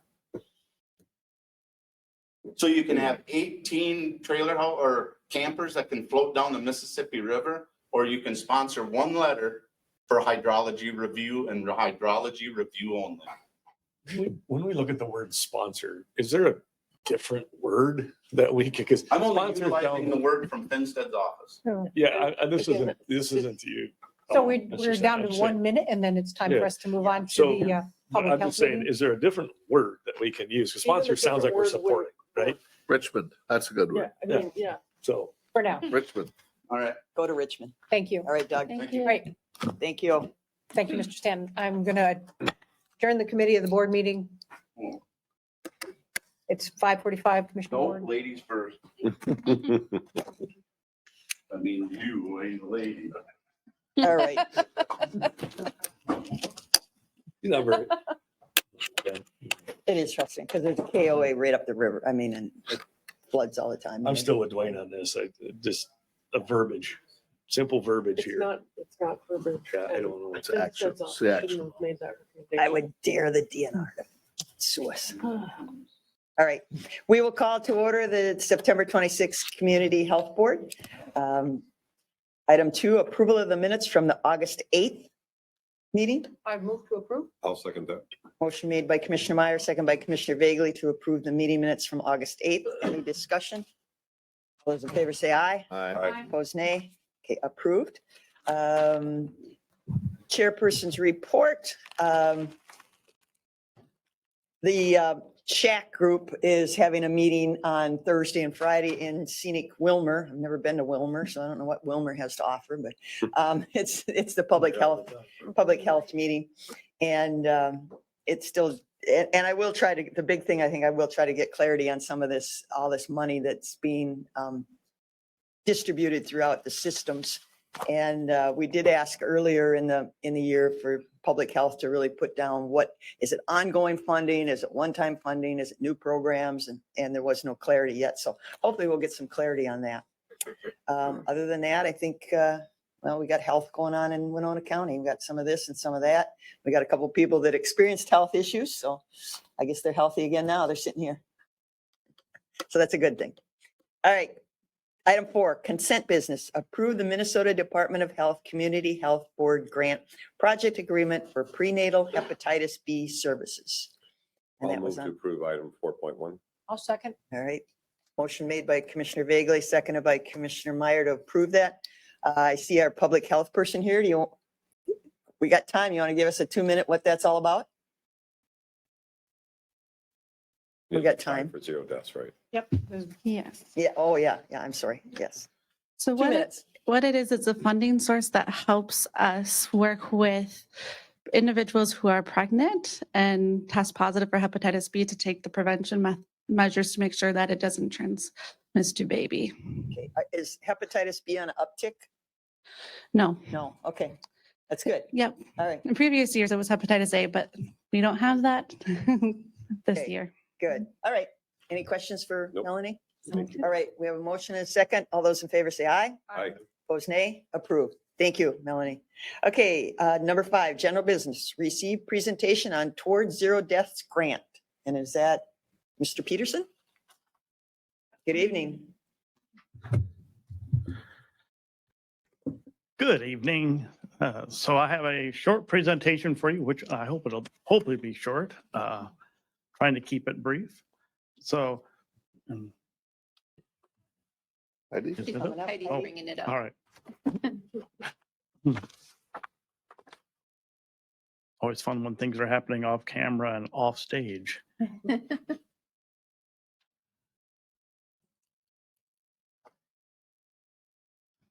So I can give you a little background. So the TZD has been going on since 2003 in Minnesota. It started out actually in Sweden in 1997 and then was adopted by Minnesota in 2003. It's kind of a unique conglomeration of both enforcement and education. So we have the elements of both law enforcement going out there and enforcing laws, and then we do an educational component as well.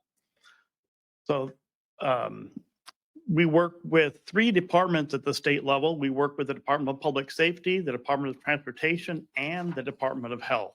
So it's quite a group effort. It's not just one agency, it's several working together. And you can see on this slide that at the time that we started TZD, we were on a trend upwards in traffic fatalities. Next slide. So our vision is to get to 0 fatalities and serious injuries by doing all of our programmatic activities. The mission, next slide. Mission is to move Minnesota towards 0 deaths, using the education, enforcement, engineering, and emergency medical and trauma services model. We always ask people, you know, how many deaths in your family would be acceptable for traffic, you know, for traffic fatalities? And everyone always says, well, none. So we just kind of extrapolate that out and say, well, if everyone's going to say none, then that's our goal. Next, please. So we have what we used to call our 4 E's, our enforcement, engineering, education, emergency medical services. Now we've added a 5th E, and that's everyone, because everyone has to be on board with this. Everyone needs to be working toward it. Next. So this is a continuation of that first slide I showed you with the trend moving upward. Had we maintained that level and not instituted our TZD programs, which brought us down, we would have had 4,289 more lives lost. So we can, you know, comfortably say that we've saved just short of 4,300 lives so far in TZD, using that model to try and drive our fatalities down. Yep. Our goal, Is this a yes, full state? Is this? this not is the Monona full County? state. Yes, It's the ma'am. whole- It's the state. Minnesota. Yes. And that's from, the 4,000 is from 1995? That is from starting at 2003 when we, 2003, when yes, When the yeah, program the orange area. Gotcha. Yeah. Thanks. Having flashbacks of college days, huh? So in 2020, we had a goal of 300 fatalities. We missed that. We had 394 that year. And then we started going up, and then we're coming back down again. So our goal for 2025 is 225 fatalities. So to reach that, we're going to need about a 20% annual reduction in fatalities. So we're hoping for the best. You think roundabouts have helped that? Oh, absolutely. Yes. Yes. Roundabouts have been a tremendous asset in reducing fatalities and serious injuries. They just go down to property damage for the most part. So yeah, once you eliminate those right angle crashes and head on crashes, it's a tremendous saver. They're Yes. still accidents. They're just not fatal. Absolutely. They're not fatal or serious injury More fender crashes. bender, yeah. Yep. car. It's just, He's the one that goes over. Yeah, Yeah. yeah. Well, I'm waiting for the Hot Wheels, you know, how you do Hot Wheels, you know, you don't have to buy right away then, you just go up, yeah, go around. You have to increase your speed to get through it. just some people insist on just going straight. Yes. Next, please. So this slide shows the change in serious injury crashes. So we went from 3,800, actually over 3,800 in 1995, and went to a low of 1,044 around 2015. We're going up again now. We're trending in that upward direction. We don't have an answer why, but we're seeing that. Well, that's just in the last few years that we're seeing it, and we were going down, so we'll see. Getting older, so. Well, that's a true too. There's aging population, and I mean, there's so many factors we have to deal with. Yes. One thing that I was wondering, I see this, I drive a lot in multiple states. Since cell phone technology has gotten significantly better in the last 2 to 3, 5 years, maybe, I see more people streaming in their car. Watching. watching movies, Oh. watching TV. watching- Yeah. Yep. And you can definitely see it at night when you drive by and you look over and you Yes. see the screen, and they're just driving, but the other thing I see too is so an incredible amount of earbuds. Yes, yep. Yep, we do see that, yeah. Well, we got law enforcement in the audience. Right along. I'll drive down in the truck. I'll get it to you. So next, please. So in 2022, again, our crash numbers for 2022 are still preliminary. We don't have the final numbers yet, but preliminary shows 444 deaths for the year. 117 of those were speed related, which is down from the 171 the year before. 84 were not wearing seatbelts compared with 110 the year before. However, motorcyclists, we've seen more fatalities than we did in the previous year. So, some pluses, some minuses. It's not all good news. Next, please. Age and gender. So if we look at the crash facts, traffic crashes have become the leading cause of death in young people. 133 people under the age of 30 died in crashes, which is about a 27% of all traffic crashes. The National Safety Council says that for persons aged 1 to 24, crashes are leading cause of death, and they pay the price. There were 9,939 people under the age of 30 who were injured, and that's about 41% of the crashes. So again, we see those over 30 and under is what we often see as our overrepresented populations for crashes. It's interesting because you get up from that 45 to 60 and then drops back down again. And it's also interesting that starting at age 30, females start to become You started, I didn't, yes. yeah, it's just interesting how it's males up to age 30 and then it starts to become female. And Only reason it's fairly, insurance rates. Pay for a son's car Yes. insurance rate versus a daughter's insurance. Yes. yes. Insurance is Yeah. just- I was just going to say that It's age interesting. group, that's about when you start needing glasses, but you're denying it. Well, And I told people to stay home. See, I don't have them. I'm 46, so I'm kind of ready. next, please. No surprise for most of us. We've seen a vast increase in speeding citations in excess of 100 miles an hour.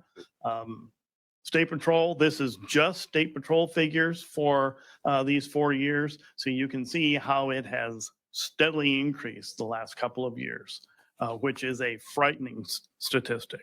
Darn electric cars. Yeah, they're Hey, too quiet. You know. Hey, to get better mileage. you Need to go put more, 55. more, No, no. you more can't speed beat. bumps in My there. cars would fall apart at that speed. I don't know if you look at those. Next, please. So there are multiple factors going into a crash, but 93% of the time it is driver error. It is kind of a human element, but you can see how these are kind of interconnected. There's only 3% of the crashes where the driver, the vehicle, and the roadway were somehow at play in the crash. But again, usually it's the driver. Commissioner Ward, I apologize. No, it's 5:58, so. just a- Oh, a are time you check. almost, Yep. are we almost done, Jeff? I'll run real quick. So next, Okay. please. So these are just some of the engineering goals, trying to do things low cost, high impact, that will save lives. Next, please. Next, please. I won't talk about the pictures. Pedestrian safety has been very key. We've been working on the rapid rectangular beacons, better pedestrian markings, and other things. So, next, please. The auto flagger is something that is new, just adding a few pieces of technology onto an attenuator so we don't have to have a person being a human pylon out there directing traffic. Next, please. And the electronic worker signs, we can change the speed limits when there are actual workers present in a work zone. Next, please. That's valuable. And snowplow safety, just putting on reflective chevrons on the back of snowplows. On Interstate 35, we saw 6 crashes the year before and 0 crashes after they put the chevrons on. So this is something we're probably going to be expanding statewide. Next, please. And year to date, so as of September 8th, you see the figures in front of you. I can tell you that as of today, it is 293 fatalities compared to 338 the year before. The sad part about that 293 fatalities is it was 290 yesterday, but there were 3 that occurred yesterday, all of them in southeast Minnesota. We've been on the news too much. Okay, so be careful. Next, please. So there's a lot of things we've asked people to get involved with. We have our Southeast Steering Committee that meets up in Rochester. We have our local, we have our TZ coalitions, as well as regional events. Next, please. And speaking of regional events, we have the statewide conference here in Minnesota this year, here in southeast Minnesota. So November 13th and 14th, the state TZD conference is right in our backyard down in Rochester. So, and that should be it. All right, thank you. Thank you. Can this presentation be put on the website? I think, it's got a lot of good information in it. Yes, it I does. think your hard work should be, recognized there. Thank you. Thank you. Thanks, Jeff. So everybody be safe out there driving. Okay, we need to adjourn. Motion to adjourn. I'll second that. Okay, we have a motion by Commissioner Elsing, second by Commissioner Vagley to adjourn the public health. Any discussion? All those in favor say aye. Aye. Opposed, nay. We are adjourned. Thank you. We're going to take a 5-minute break. Okay. All right. So it's 6:01. We're going to start at 6:00. Okay, 6:02. 3 minutes. Sounds good.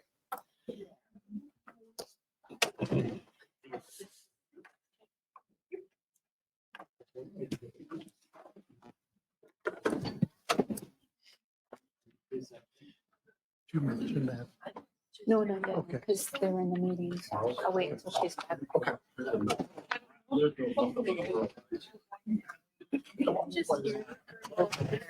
It actually does have the information, but it says notwithstanding.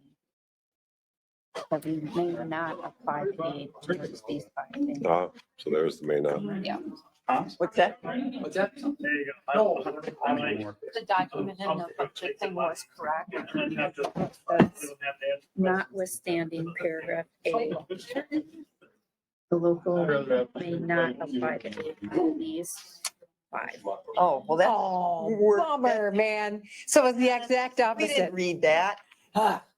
So it does say, May Well, not. Why Oh, would they? but it's these 5 that we Yes, of cannot course. So Bummer. that was legislation just recently. What? Who, we should contact who authorized that legislation and say, seriously? I mean, you can't remodel or improve, you gotta buy toys?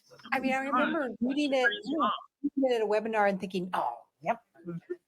Can't be used. Who knows about it, could Is you? that how it was in our packet? Yeah, Or is it- it's it just- exactly- Oh, it's just, it's, boy, It's how it's lined up. It really should be. And in Marsha, what's her name? Seems So like. that it's A, B, and under B are these 5 things. yeah, okay, all right, well.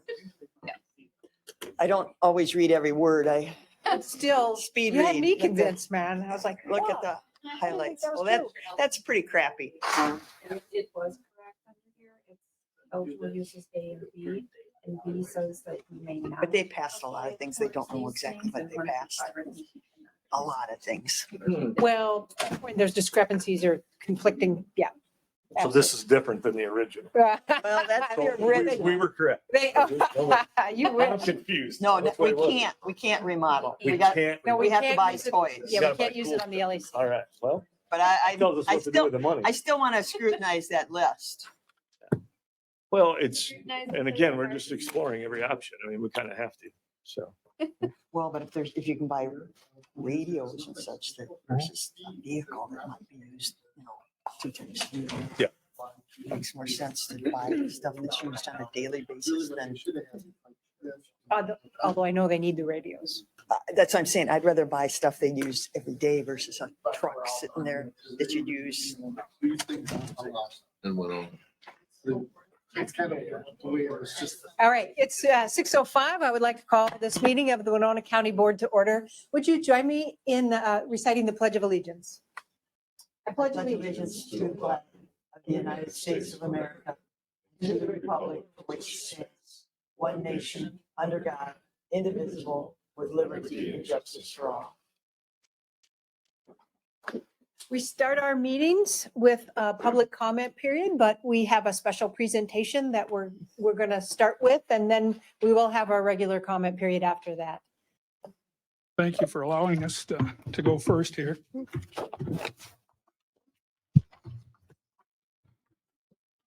On September 11th, 2023, at 7:24 p.m., dispatch took a call, 911 call, down to Cedar Valley. There had been an ATV accident. And our little friend here was riding his ATV. So I just want to read you the email that Deputy Wurzel sent to me. It says, Ron, I don't know if there's a certificate or something that we can give a 7-year-old kid for his actions on 9/11 when his dad was involved in an ATV accident. My report doesn't do justice, but Luke, a 7-year-old boy, was following his dad's UTV on his own small ATV when his dad lost control, went down an embankment, rolling over and crashing into trees and bushes. Luke jumped into action, drove his ATV a couple hundred yards by himself at sunset on rough trails and fields until he couldn't get any further. He then ran through the tall grass, cutting up his legs on the brush to get to a neighbor's house a few hundred yards away. He went to ask for help. That neighbor called 911, and Luke then got on a UTV with the reporting party's wife to assist in locating his father. He wasn't sure how clear if his father was critically injured. Luckily, Dad, Jason, was not critically injured, but had suffered a concussion and a laceration to the head. Luke's bravery would have likely been critical to the life-saving efforts being applied in a timely manner if the accident had caused more serious critical injuries. John, the caller to 911, applauded medical and the sheriff's office for their quick response, as well as Luke's bravery running to get help. And it goes on to say, if nothing else, I think it'd be worth an acknowledgement on Facebook for Luke, our junior hero. So once I read that, we decided as a sheriff's office to come up with a certificate. So Chief Deputy Mueller came up with it. And I'd like to present it to Luke for his bravery and quick thinking and quick actions to helping his injured dad.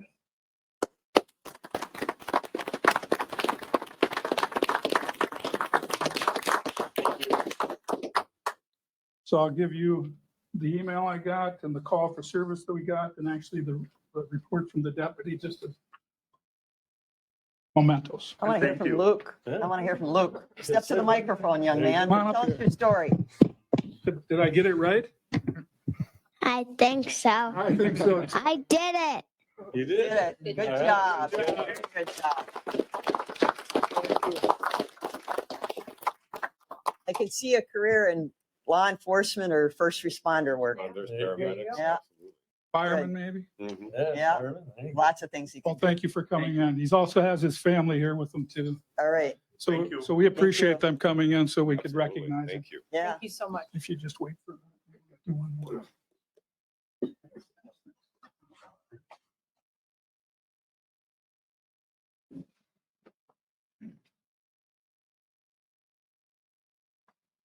You got, where's Ben's?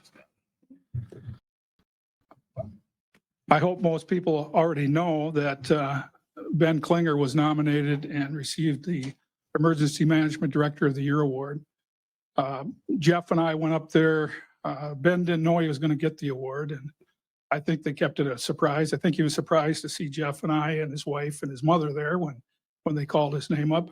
The only regrettable thing is they didn't give him a chance to talk, so we'll give him a chance tonight. And just before he gets into it, this is the award that he was given to at the Amen. You'll have to tell me or explain to them what that acronym is again, but the Amen Conference, which is the Minnesota Emergency Managers Conference. Anyway, this is the award that he had gotten for that. So I'm just giving it to him here also, and then come on up and say something. Ben, before you start, I wanted you to know that we are also giving you a certificate of appreciation from the county board. Thank you so much for your service. Will you take that back with you, Sheriff Andrew? You have to buy your own frame, sorry. Yeah. We just talked budgets. Doing my part for the budget, that's fine. So, AMEM stands for the Association of Minnesota Emergency Managers. So that's our association, and we get together yearly and have a conference and quarterly meetings and stuff. And it's our professional group to get together and share ideas and stuff. So as the sheriff said, I didn't get to speak up there, but I don't know that I would have known what to say anyway, because I was pretty surprised. So the award may have been given to me, but emergency management is a team effort. So I get to work with great people every day, and I just happen to be the guy who brings everybody together. So this past year, we've been busy with missing persons, unfortunately, in Winona County. So we had a lot of large scale searches, brought together a lot of our community partners to help search. We worked a lot with just community members and different things. So it's been, the 5 years I've been emergency manager have been interesting. I've had some different disaster declarations.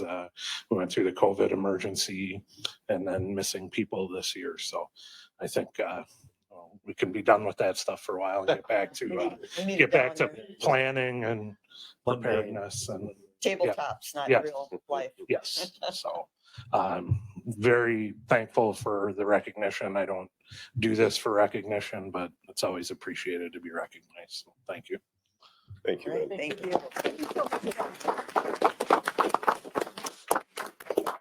I will just say too that when we were out doing the searches all over Winona County and in Fillmore County, one search in particular, there was over 2,000 volunteers that came out that day. And Ben was instrumental in getting all the coordination and keeping everybody on task and making the search. The day was a success in the fact that we searched everywhere we wanted. Of course, we didn't get the resolution that day we wanted, but eventually we have, of course. But it was a huge search, and I've never been involved in anything like that. And Ben and the emergency management did a great job of coordinating it all. Thank you, Ben. Yeah. Thank you. Thanks. And thank you, Ben, for your service as the mayor of Goodview as Yeah. well. Ben wears many hats. Serves community That's his members. highly paid job. Oh, yeah, big bucks there. Big bucks. So we would now continue with our public comment period. If there are people in the audience, and that includes folks who are participating over the internet, and you would like to share some thoughts with the county board, please unmute yourself and get our attention. Please keep your comments to 2 minutes. We try to keep the whole presentation to 10 minutes total and want to be fair to everyone. I'll ask 2 more times. Is there anyone here or participating? Somebody online? Sure. Okay, we can hear you. Please tell us your name.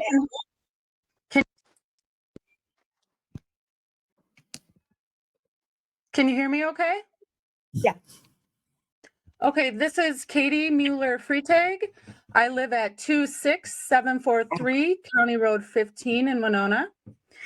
I'm speaking today to express my opposition to the proposed joint sheriff-police complex being considered by the board.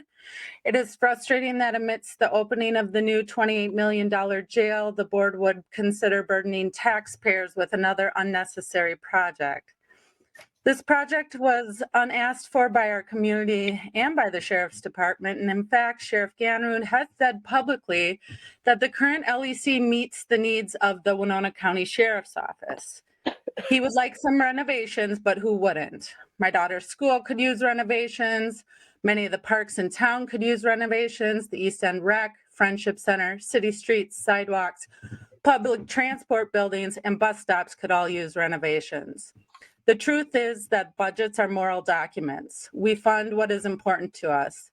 If you decide to put millions more into policing while our town is experiencing a housing crisis, underfunded schools, lack of education and mental health services, and other community supports, it shows where your priorities are.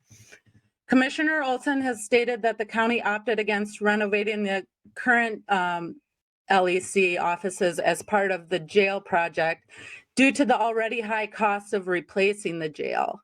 I think that that consideration is still valid.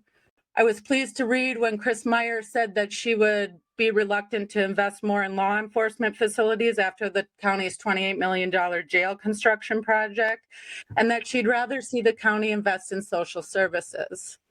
My county representative is Marcia Ward, and she has been against this project, and I appreciate her stance on that. So I ask you tonight to vote against starting the task force and stop pursuing this project any further. Thank you. Is there anyone else here in the audience or participating over Ring Central that would like to speak in the public comment period? I would like to go. Could you tell us your name and address, and please try to keep your comments to 2 minutes? Thank you. Okay. My name is Tova Strange. I live at 502 Hiawatha Boulevard. I'm here in Winona. I have many stories of friends and loved ones who have suffered from addictions or mental health issues or being prone to suicidality. In every case, when help was called, a cop with a gun showed up and further escalated the issue at hand. None of these stories ended happily because none of them included people in need finding resources that are designed to support healing.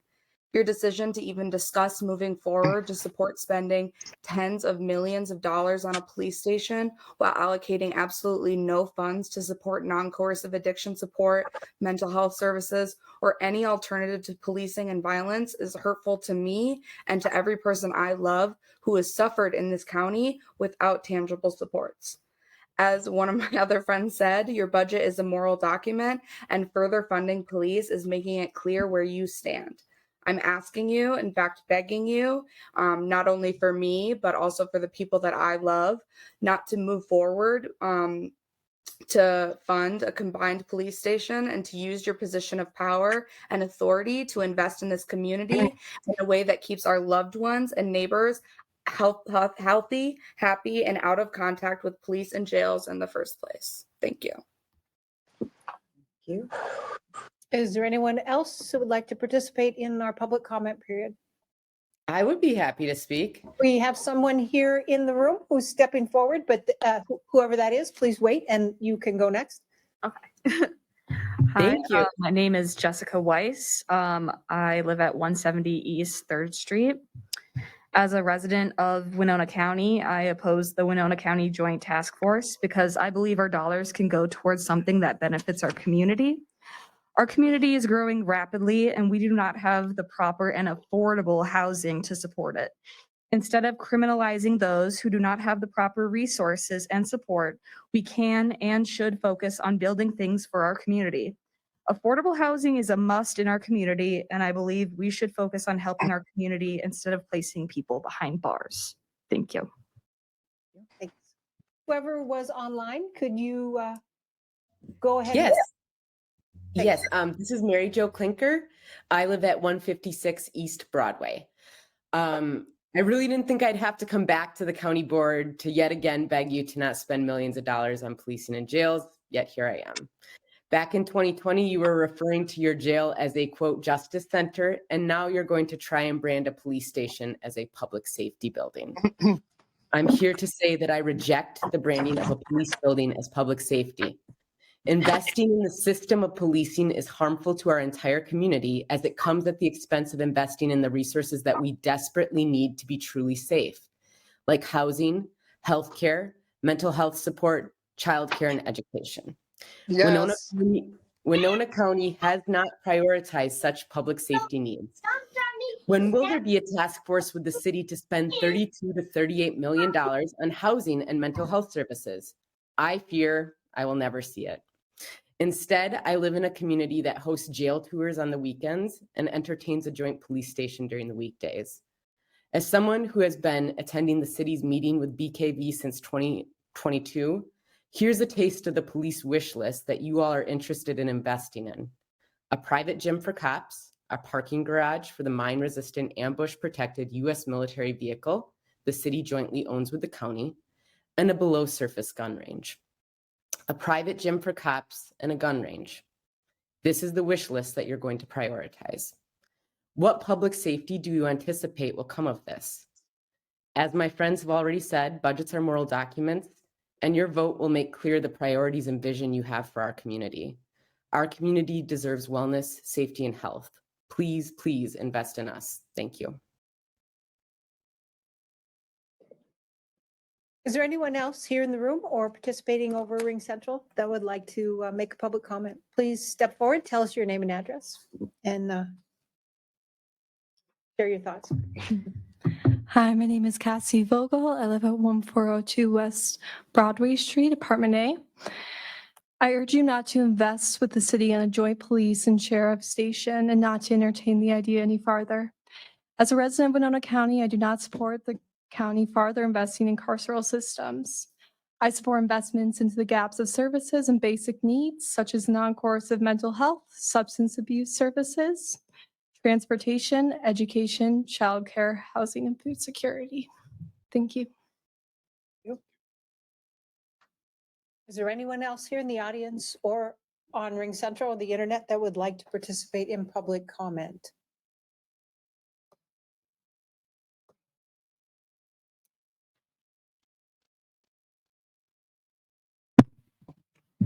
My name is Joseph Mulkey, live at 415 Wilsey Street. I want to take a moment to ask the board to consider where we're at coming off of record inflation.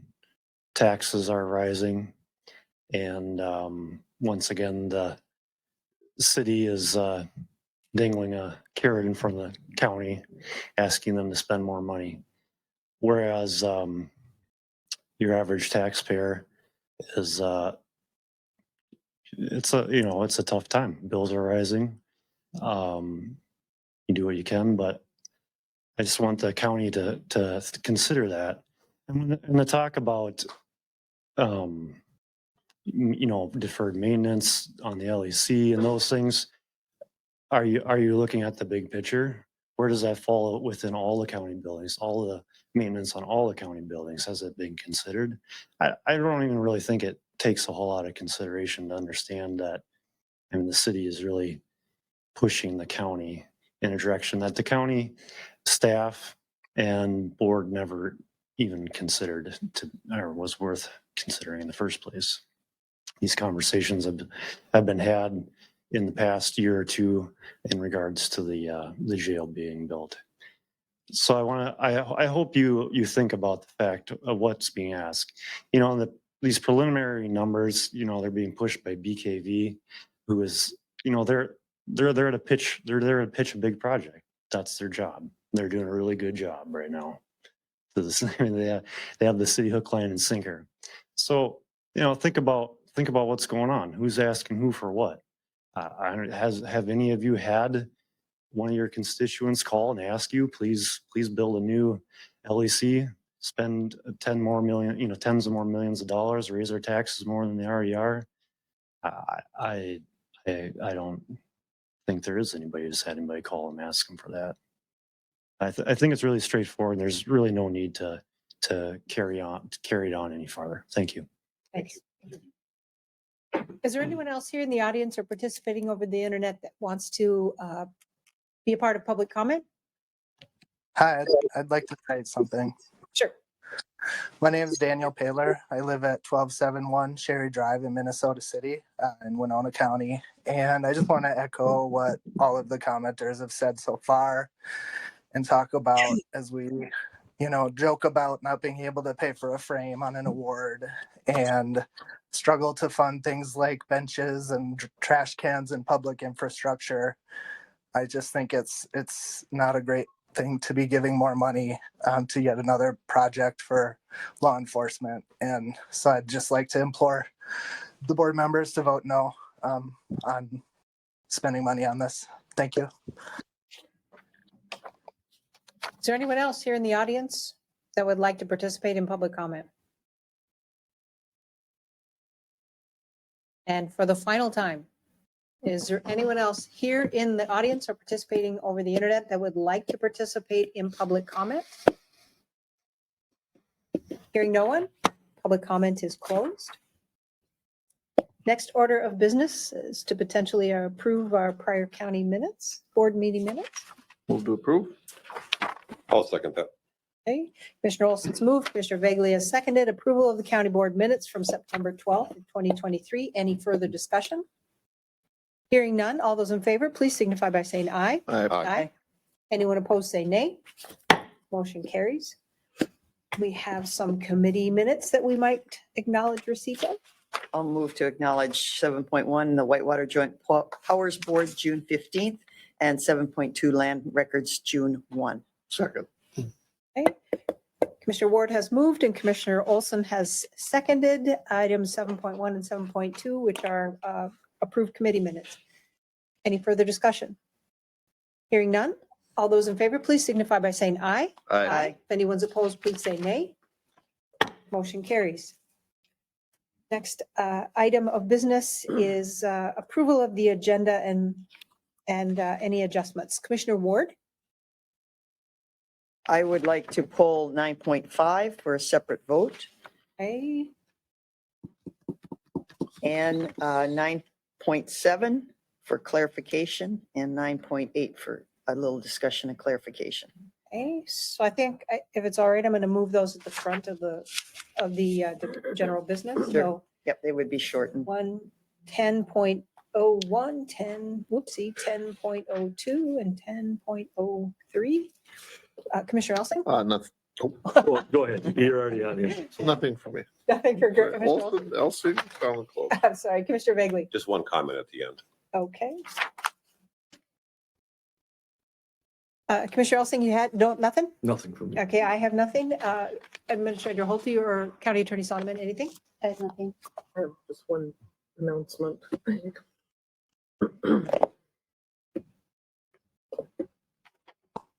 Okay.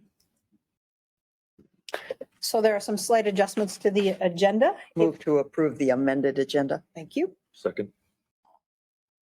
Okay, Commissioner Ward has moved, Commissioner Elsing has seconded the agenda as it was amended.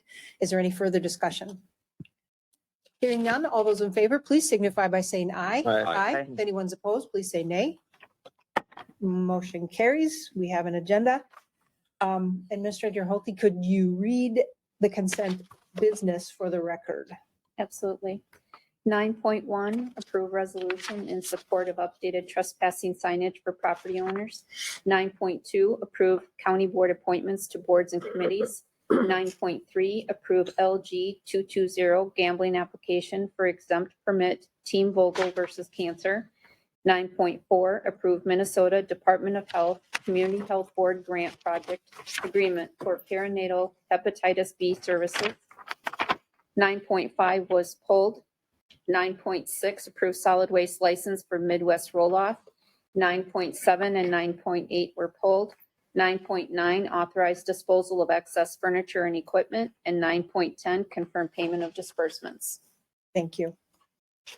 We would need a motion to approve consent if we chose to do so. I'll move to approve the consent items. Second. Okay, Commissioner Bagley has moved, Commissioner Elsing has seconded approval of the consent business as it was read. Is there any further discussion? Hearing none, all those in favor, please signify by saying aye. Aye. If anyone's opposed, say nay. Consent agenda has been passed.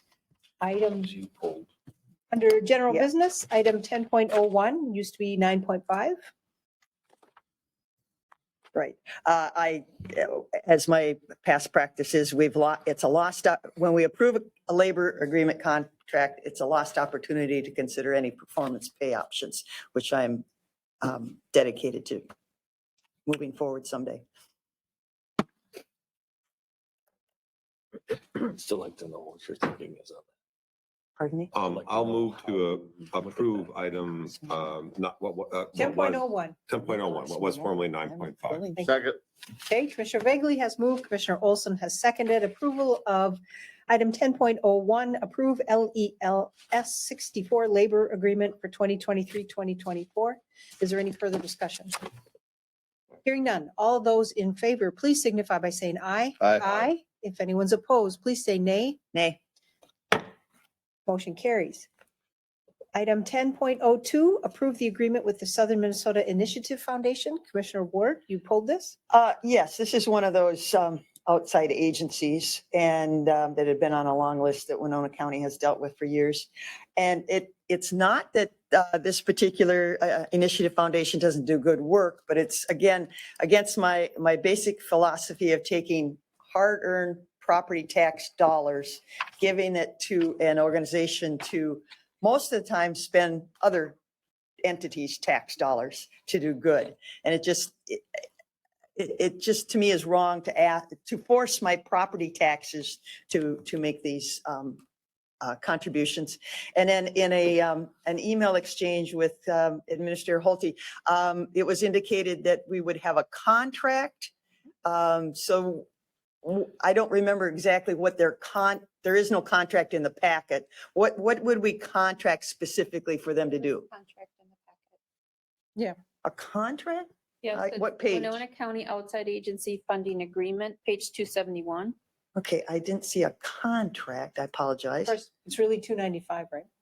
In the amended? In the Oh, amended. I'm sorry. Oh, In yeah, the was it? amendment. Okay, yeah, I think it came out in the amended, which maybe Came I, out this morning. yeah, I didn't Yeah. see that. You can't do that to me. I work off the original one and then you change things on me. So It is I'm tricky. sorry, though. You're right, it's tricky. Okay, I'm still at 295. Yeah, 295 is the summary and then the contract itself starts on 296. Okay, because, so I don't think that the original one had the contract in it. It Am I- did. It did? Yeah. Okay, I did not see that. I apologize. That's the old one. That's the old one. Okay, now you're really, okay, the old one, I don't know if I got, 296. I think I got this is off the computer, so. The amended one? I think so. I punched the If you button. pulled it from the internet, that's the amended version. Okay, 296. Yeah. Okay, the funding, okay, I do see it here now. I apologize. So in a nutshell,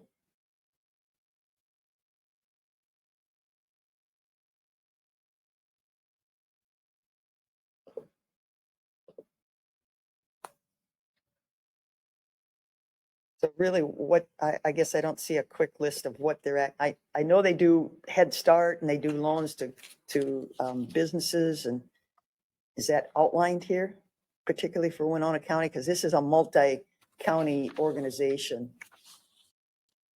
I guess I don't see a specific list. Am I missing something? Or is it just their general philosophy of what they do? They should have included, oh, sorry, Madam Chair. Please, Administrator Holte, please, go ahead. They should have included, or we had in the packet, the detail for the request of the funds. It's kind of Right. small print there, but there's a form. Okay, all right, so I see here, yeah, funds from Winona will be used to spur economic growth and prosperity throughout Smith's 20-county region by supporting economic development, early childhood, and community vitality. I know Mr. Penny comes and he gives us his report and everything, and that's pretty vague information to, pardon me? Sit around and drink coffee. It's pretty vague to judge them if they're really fulfilling their contract, is in my opinion. So is this, if I may, Please. is the $6,000 allocated to simply Winona County, or is it put into a big pool and divided amongst 20 counties? In other words, it could go wherever it ends up. Yeah, I don't have Mr. Penny's presentation in front of us, but he does come every year. So they get a lot of funding from other sources as well, and they do take private donations. And I'm trying to remember, he talks to us about how for the $6,000, and he identifies in the various organizations that they support that we get like $120,000 worth of value. Leverage it. Yeah. Yeah. Mhm. Motion to approve? I'll second that. Commissioner Olson has moved and Commissioner Begley has seconded to approve 10.02, which is the agreement with Smith. Is there any further discussion? I guess I'd have a question for Attorney Sonneman. Is this really considered a contract? Well, this is based on when we presented about the, funding outside Right. agencies. Mhm. And so it is, an agreement is a form of a contract. So it's like when money was distributed with the COVID funds. So it's entering into an agreement with them that we are, giving them, and also identifying what the public purpose is. Yeah, So okay. That's the critical part. All right. It's a little soft in my opinion, but that's just my opinion. Well, I think we only identified, two agencies that really. Two agencies that do not need to go through this. the But contract. Yeah. the state fair, the county Yeah, fair. and because they're statutory, Yeah, they're statutory requirements. Okay, that's fine. And I helped draft it, so if you have any problems with it. And I would point out that many of the can- services and the work that Smith does are the exact sort of things that some of our people who spoke at public comment were asking for in the community. So it's supporting work that people are asking for. Any further discussion? Hearing none. I'm going to repeat this because I can't remember if I did or not. Okay, Commissioner Olson has moved and Commissioner Bagley has seconded approval of item 10.02, which is to approve the agreement with Smith. Any further discussion? Hearing none. All those in favor, please signify by saying aye. Aye. If anyone's opposed, please say nay. Nay. Motion carries.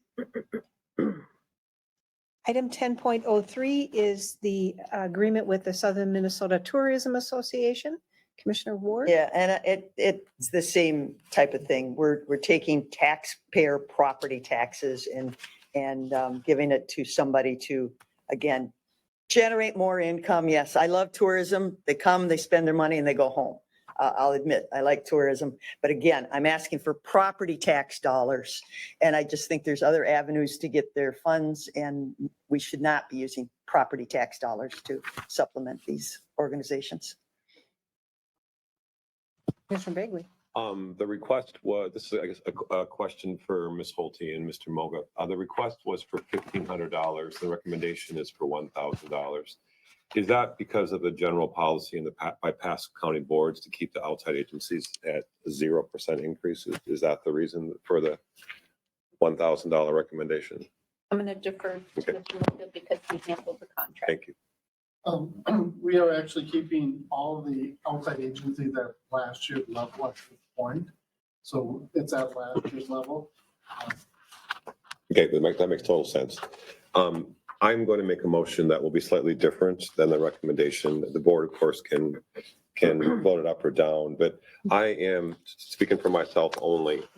Our outside agencies, it is allocating county taxpayer dollars, but they are our partners. They complement what we do and sometimes augment and save the county money in the short term and the long term.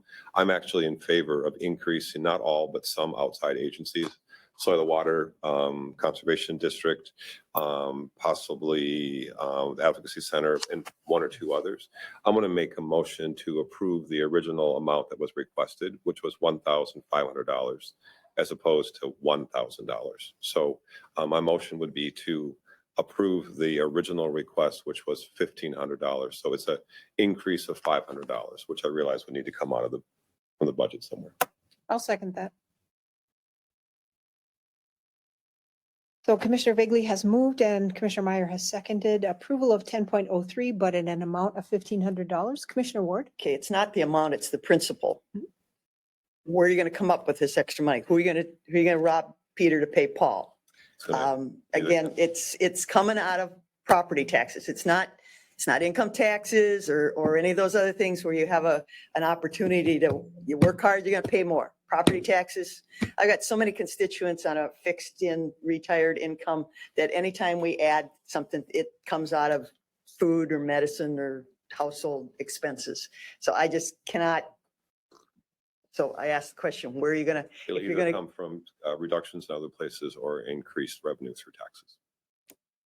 This is the first of a couple different recommendations I want to, for different outside agencies, which may be voted up or down as we go through. But for example, the Soil and Water Conservation District in the presentation 2 weeks ago asked for, I think it was a $14,000 request. Speaking for myself only, that's something that I would vote in favor of as well. So this is just for this one issue for $500. An additional above the original recommendation in the packet. Any further discussion? again, I find this quote contract, just a lot of words, but I don't see how you judge the fulfillment of the contract with what they're going to do. So I think we need to, if we're going to have contracts, I think they need to be somehow tightened up versus just a lot of this verbiage. Well, they are subject to audits and things like that if the county board, is concerned about how the money's being spent, or you can ask, what did you do with the money? that kind of Okay. thing.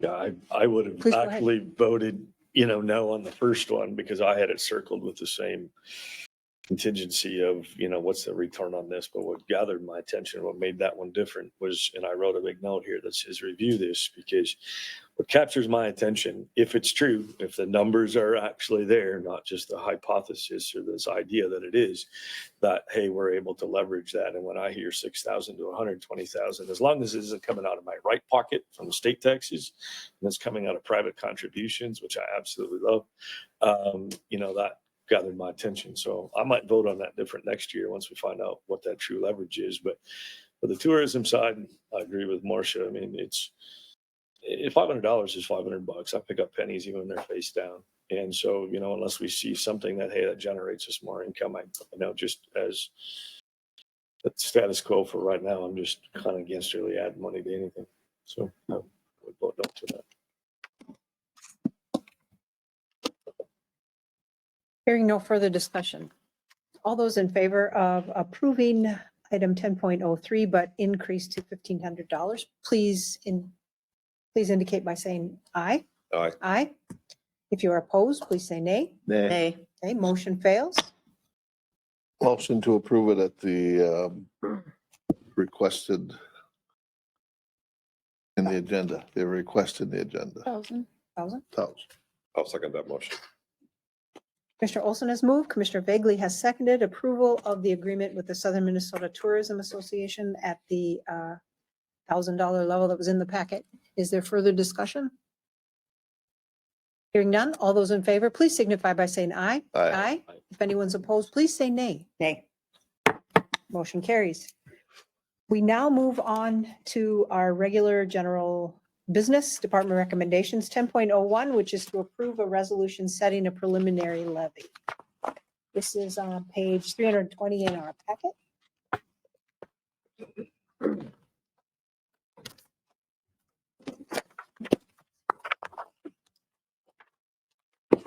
Do you want to tee this up, Ms. Fulte or Mr. Moga, or should we just get the issue on the table?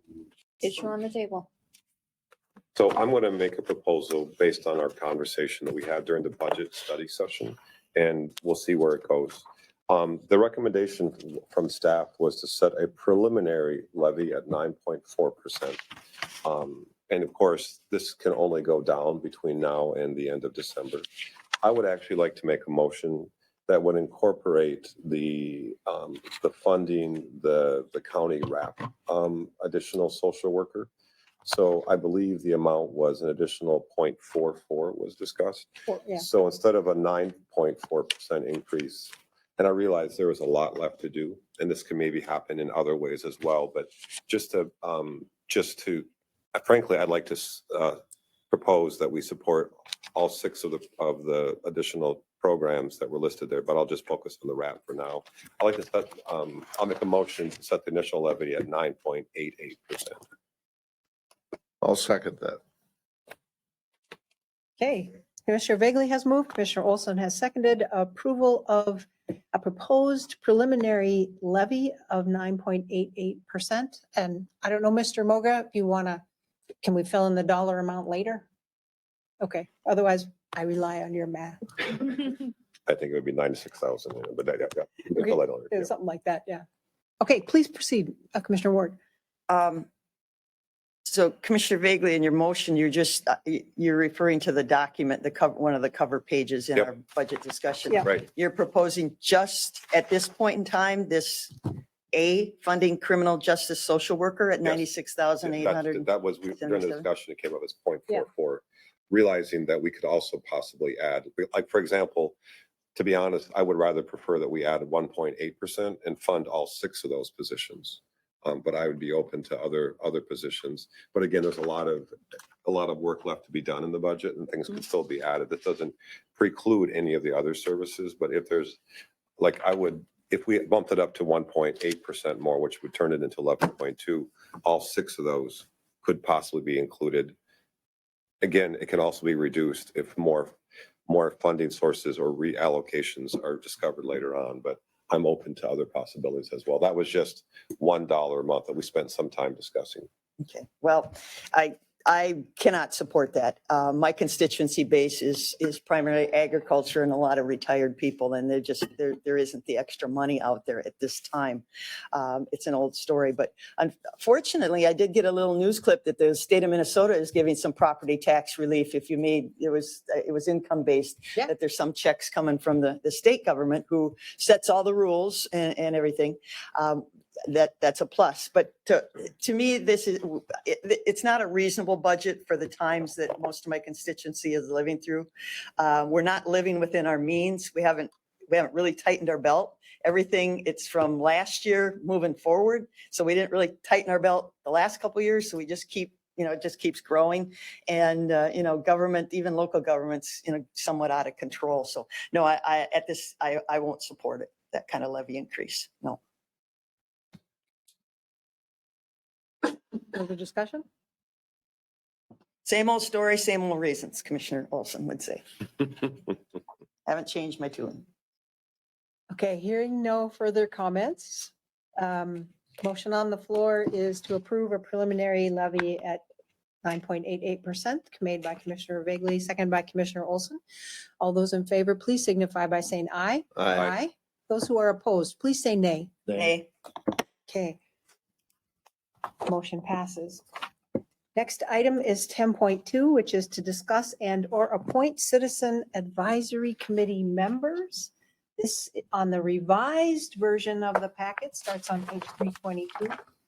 Mr. Ward, you're on your own. I don't know what page. Yeah, I got the 322 on the one that came up here. Okay, there you go. A little discussion here, if I could. Please go ahead. As a rule, I try and get a hold of people that apply for our county appointments and get to know them. I was not able to touch base with Cheyenne Leafield. I don't know if anybody else was. Her application was very, very brief. I have no idea who this person is. Anybody else have any input, insight? So I would like to see Ms. Moeller on Selco, because I did talk with her. She did reach out to us. Would you be comfortable putting Ms. Layfield on the Personnel Board of Appeals, or would you like to talk to her first? I would like to talk to her because I have no idea who, why, what, or, anything. And so again, to make an appointment to and that Personnel Board of Appeals doesn't meet often, but when it meets, it's an important issue. So I would be okay with appointing Ms. Moeller, Eileen Moeller. to the Selco board, and I would like to hold off on the Personnel Board of Appeals. Was that a motion? I'll make that a I'll motion. second that motion. Great. On both cases, yes. Terrific. Okay, so Commissioner Ward has moved and Commissioner Vagley has seconded for us to go ahead and appoint applicant Eileen Moeller to the Selco Board of Directors and to hold off on the second application from the other individual until we could get more information. Is there any further discussion? Mr. Elson? So it's my understanding that this Selco position has been open for quite some time. Is that correct? I don't really know. I believe for A all, while, yeah. all of 2023, right? Yeah. And this is the only applicant we've had? Yep. So is this a warm body's better than No, nobody? she's actually, I don't know if she had a chance to reach out to you, but She did. I just didn't get a chance to get back to her. Oh, she's really enthusiastic about it. she's very interested in libraries in general, former city council member. She has experience. Yeah. As long as the, the compass lines up with what the community wants in that position, because it can be potentially influencing what's in a library or not in a library, and who has exposure and who doesn't have exposure to certain things. And there's been some controversial issues that have popped up in the county, and I just want to make sure that somebody's watching that. So I guess we could say yes, but we're watching. We're watching. Okay. All those in favor of the motion on the floor to appoint Ms. Mueller to the Selco Board of Directors? There is one question. Is that a term that starts in, or she would take, is it one of our committees that would be term limits? We have the, I don't think there's a term. I don't limit. think there is. from the Selco, but from our standpoint, our committees, we only let them be on two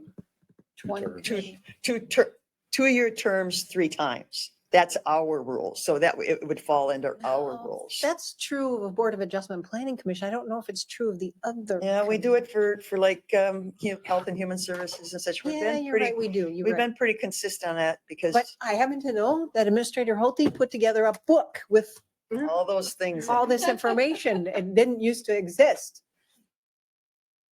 I think later on in the agenda too, she has, which is very helpful. Thank you, Ms. Holte, has a list of the different committees. Right, all the committees that we have. After the first of the year. And they look like they're all 6 years, to Commissioner Ward's point.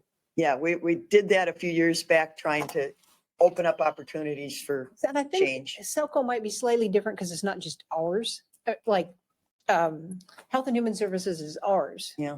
But Selco is But it is a the county, library. it is a county appointed Sometimes. because we give them money. Is all true? But we can clarify that. Yeah, Right? that's I've okay. not seen that we have. That's all right. We'll double check. You can double check at your leisure. Like she has leisure, like At she your has leisure. Yeah. Well, I didn't expect an answer tomorrow, maybe Thursday, but not tomorrow. Okay, so are we ready to vote? Yeah. Okay, all those in favor of this appointment, please signify by saying aye. Aye. If anyone is opposed, please say nay. Okay, motion carries. Item 10.3 is to discuss and potentially approve the timeline for the bulk of the committee appointments to our citizen advisory committees, which we do generally after the first of the year.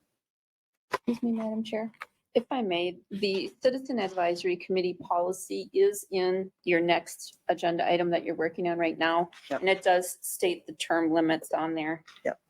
Appointments of various committees are for 1, 2, or 3 years and vary per committee. And it says no appointee shall serve more than, 3 consecutive terms or 6 years, whichever is less. Yeah. Right, thank you. Right. There you know, Yep. No, we don't.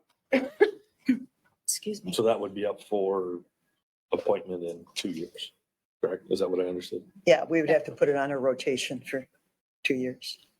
Okay. So on page 303 of our amended packet, administration has put forth a timeline to receive applications from October 11th through to December 2nd of this year, that the board would begin to look at those on the 11th, and that the appointments would happen on the 9th, which is probably our second meeting of 2024. Is this a change from what the board has been doing in prior years? I don't think so. Well, we used to discuss them in like December, but when you had open board Yeah. seats, it was, we tried to align it with when the full county board was in. Because That's true. everyone who's here will be here. Yeah. Yeah, I was just going to basically say what Commissioner Ward did. Okay. So unless there's, I'll put it on the table. I'll move to approve the Citizen Advisory Committee process and timeline. Second.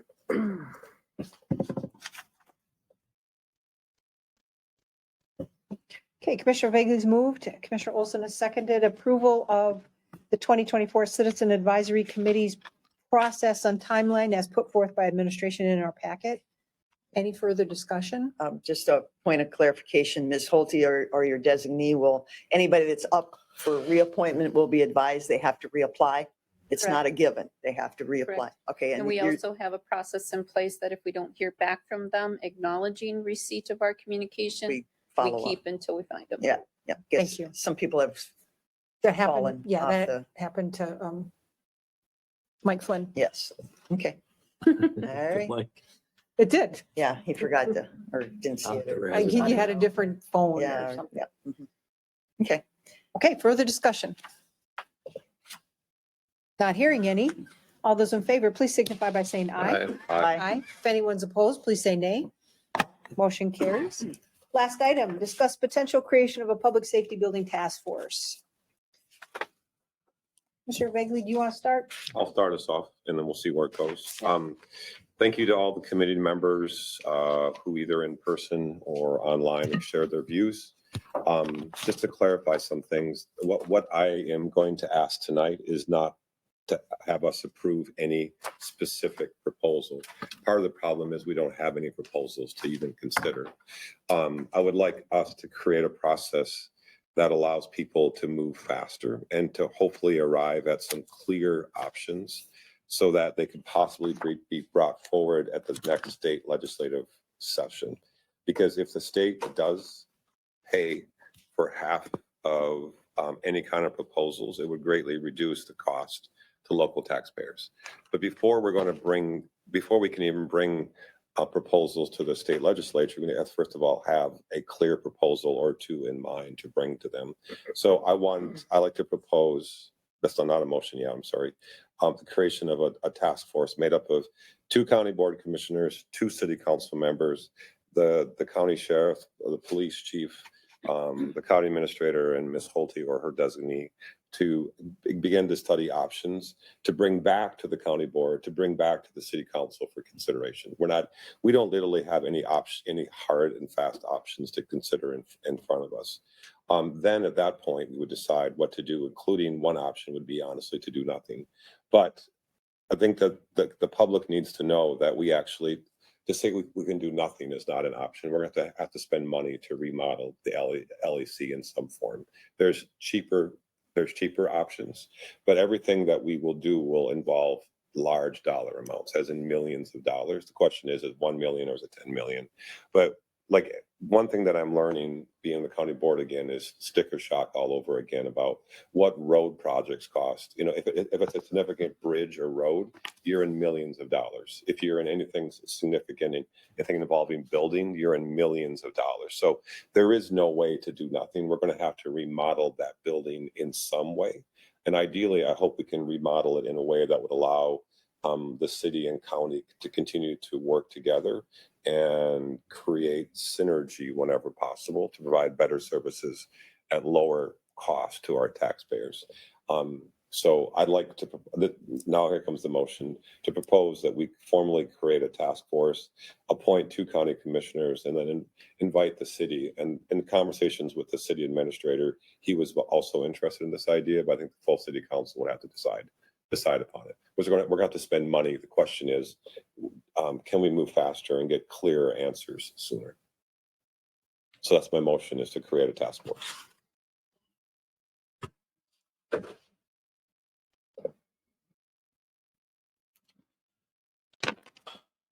For the purposes of discussion, I will second that. Okay. Commissioner Vegley's moved. Commissioner Olson has seconded a motion to create a public safety building task force. Mr. Ward. Question for Ms. Holte. We have our own building needs and everything. Don't we have a committee internally looking at the needs of like the license center and things like that and reusing some of the space by the current LEC? We have our own committee? Correct. Okay. Life is all about timing. And, until we get this, our new jail up and operating, see the workflow, I mean, I just can't commit Winona County to any more stuff. And quite frankly, I think we're kind of getting, as some of the residents said, I think we're kind of getting led down a path that I don't know that exists. I've heard from several state legislators saying, hey, we spent all the money last year. There ain't going to be no money this year. Now, I think the forecast comes out, I believe, in early October, revenue forecast. Of course, that's not property tax forecast. That's revenue and such, and that'll give some indication. But there's a lot of people saying it's going to be a short session, and seems like even this legislature, I mean, they didn't lost the local option sales tax. So I think there's somewhat of a change of heart in what they're doing with bonding money and everything. And I think the city's trying to lead us down a path saying, oh, if we get all this money, but I personally don't think all the money's going to be there. But it's timing. I'm not ready.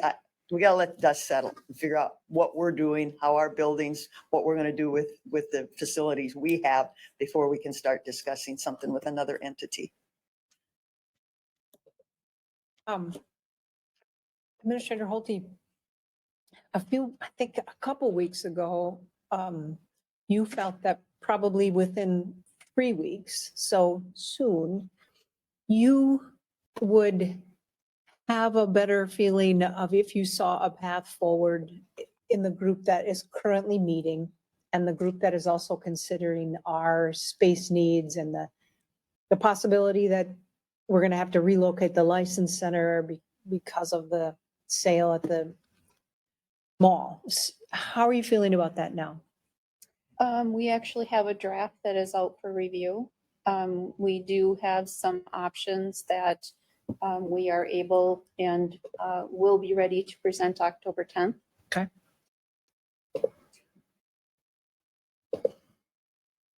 So, please go ahead. Okay, well, I have Thank you, just Mark. said from the beginning, I am Mr. Ward. like to keep an open mind and have the discussion. I had that same rationale when we were talking about the jail. It wasn't something that nobody wanted to build a jail, but we did. And I wanted to make sure we had the mental health aspect included in the jail, which is why I supported that position of a social worker in the jail, because I do listen and I do know what the community is saying. But I also felt compelled that we needed to do something about a jail. And our hands were almost tied. So I tried to make the best decision I could at the time. I don't see this coming to fruition, but I like to keep an open mind. But I don't want us to work against the other aspects of what Administrator Holte is working on is she's coming up with some other ideas with consolidating some of our other outside departments to bring them back. So do you see that as a conflict?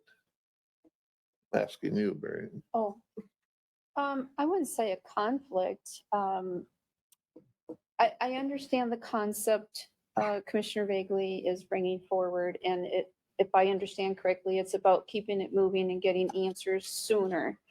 I do believe that the board will have options that they can decide on if they so choose on October 10th. I don't want to get ahead of myself and start presenting what we're already working on, but I do feel that you will have information to make decisions on October 10th. For the county and in the city, or just the county? I would say both. And just as a follow-up to my question before Dwayne takes the microphone.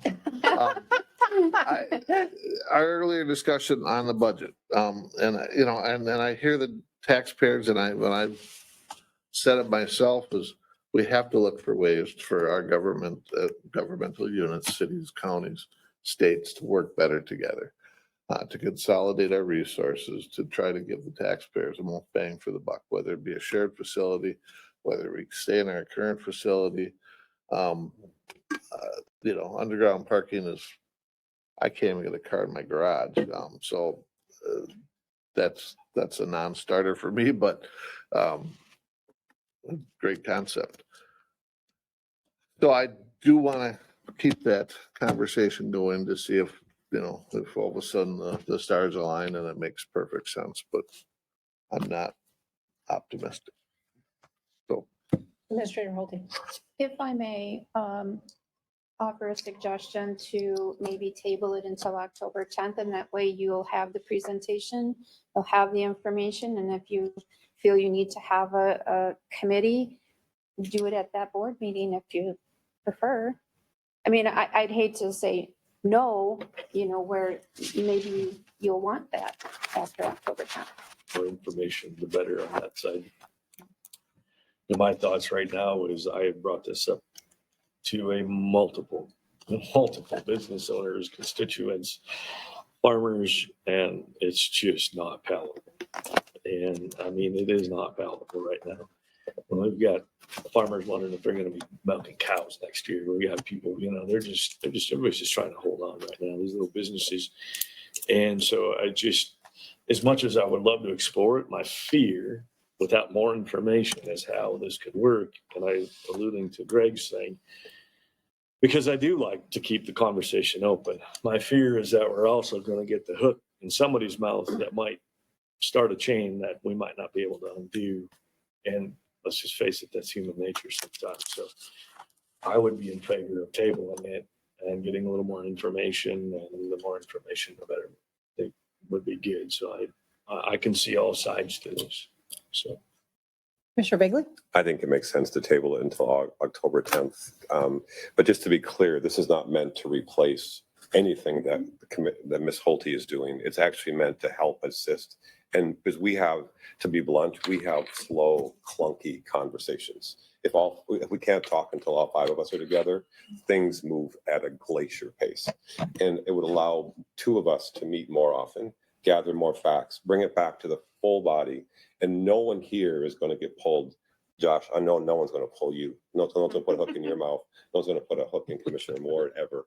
Except that's one of the things I love about you, et cetera, is that no one's going to be pulled. Like, I honestly have an open mind. I don't even have a clear idea of what the options are. And again, doing nothing is just ignoring the fact that we have a building that we need to remodel, and it's going to cost money. And I don't want us to miss an opportunity that the state might help pay for some part of it because we were too hesitant to move to gather information fast enough. But if October 10th maybe convince me that we can still get it done the normal way, that's great. Again, the idea is not to stand or stop or slow. It's anything. It's meant to help or help the administration move faster, because the way that we move, it'll take years to get to a decision on this issue. And we might miss a legislative session, or it might have been possible. Administrator Holte and then Commissioner Olson. Commissioners, if I could also just provide a reminder that we still planned for the potential modifications for the old law enforcement center in the capital improvement plan. Yep. And yes, right now it's tentative for potential bonding, but it's still on your horizon. It hasn't dropped off. It still is planning to do something. What's the amount right now That's in the, for bonding? I think we have 6.7. Yeah, you had a Yeah, 7. that was 2 million for the 6.3. 2 million for the courthouse roof. Over three periods, right? Yeah, but it was 2 million for the courthouse roof too. It was in there. Yes. So of that 6 point, that was for the courthouse as well, or just? Yes. Okay, It included all of the capital improvement items. gotcha. Later on, if either you or Mr. Moga could tell me like what the law enforcement part of that was. I thought there was, It's in your yeah, capital. I think it was broke up over three different bonding options, sessions, right? Two. Okay, 2 sessions. gotcha. Commissioner Olson. So procedurally, we have a motion and a second. Now I'm going to withdraw my second. And I'll withdraw my motion. Does that make sense? Then you want to make a motion to. I'll make a motion to table. I'll second that. Sure, I'm okay. going to give it to Commissioner Vagle. Okay. Okay, so Commissioner I Elstinger's. got one more comment though. No, you don't, after you table, you don't, there's no comment. No, but this was Oh, his there's no more- reference to a no. glacial pace. Please go ahead. Glaciers are melting really fast. Yeah. So Commissioner Elsing has moved, Commissioner Vagle has seconded, tabling item 10.4, which is to discuss the creation of a public safety building task force. Is there further discussion besides information about glacier? No. Wait, let me dump something. Oh, no, stop that. Hearing none. All those in More favor, hurricanes please, now than there. please signify by saying aye. Aye. Aye. If anyone's opposed, please say nay. Motion carries. Let's see. Commissioner Vagle wanted to make a comment of some sort. Ms. Sonneman, can you remind me what date the jail tour was?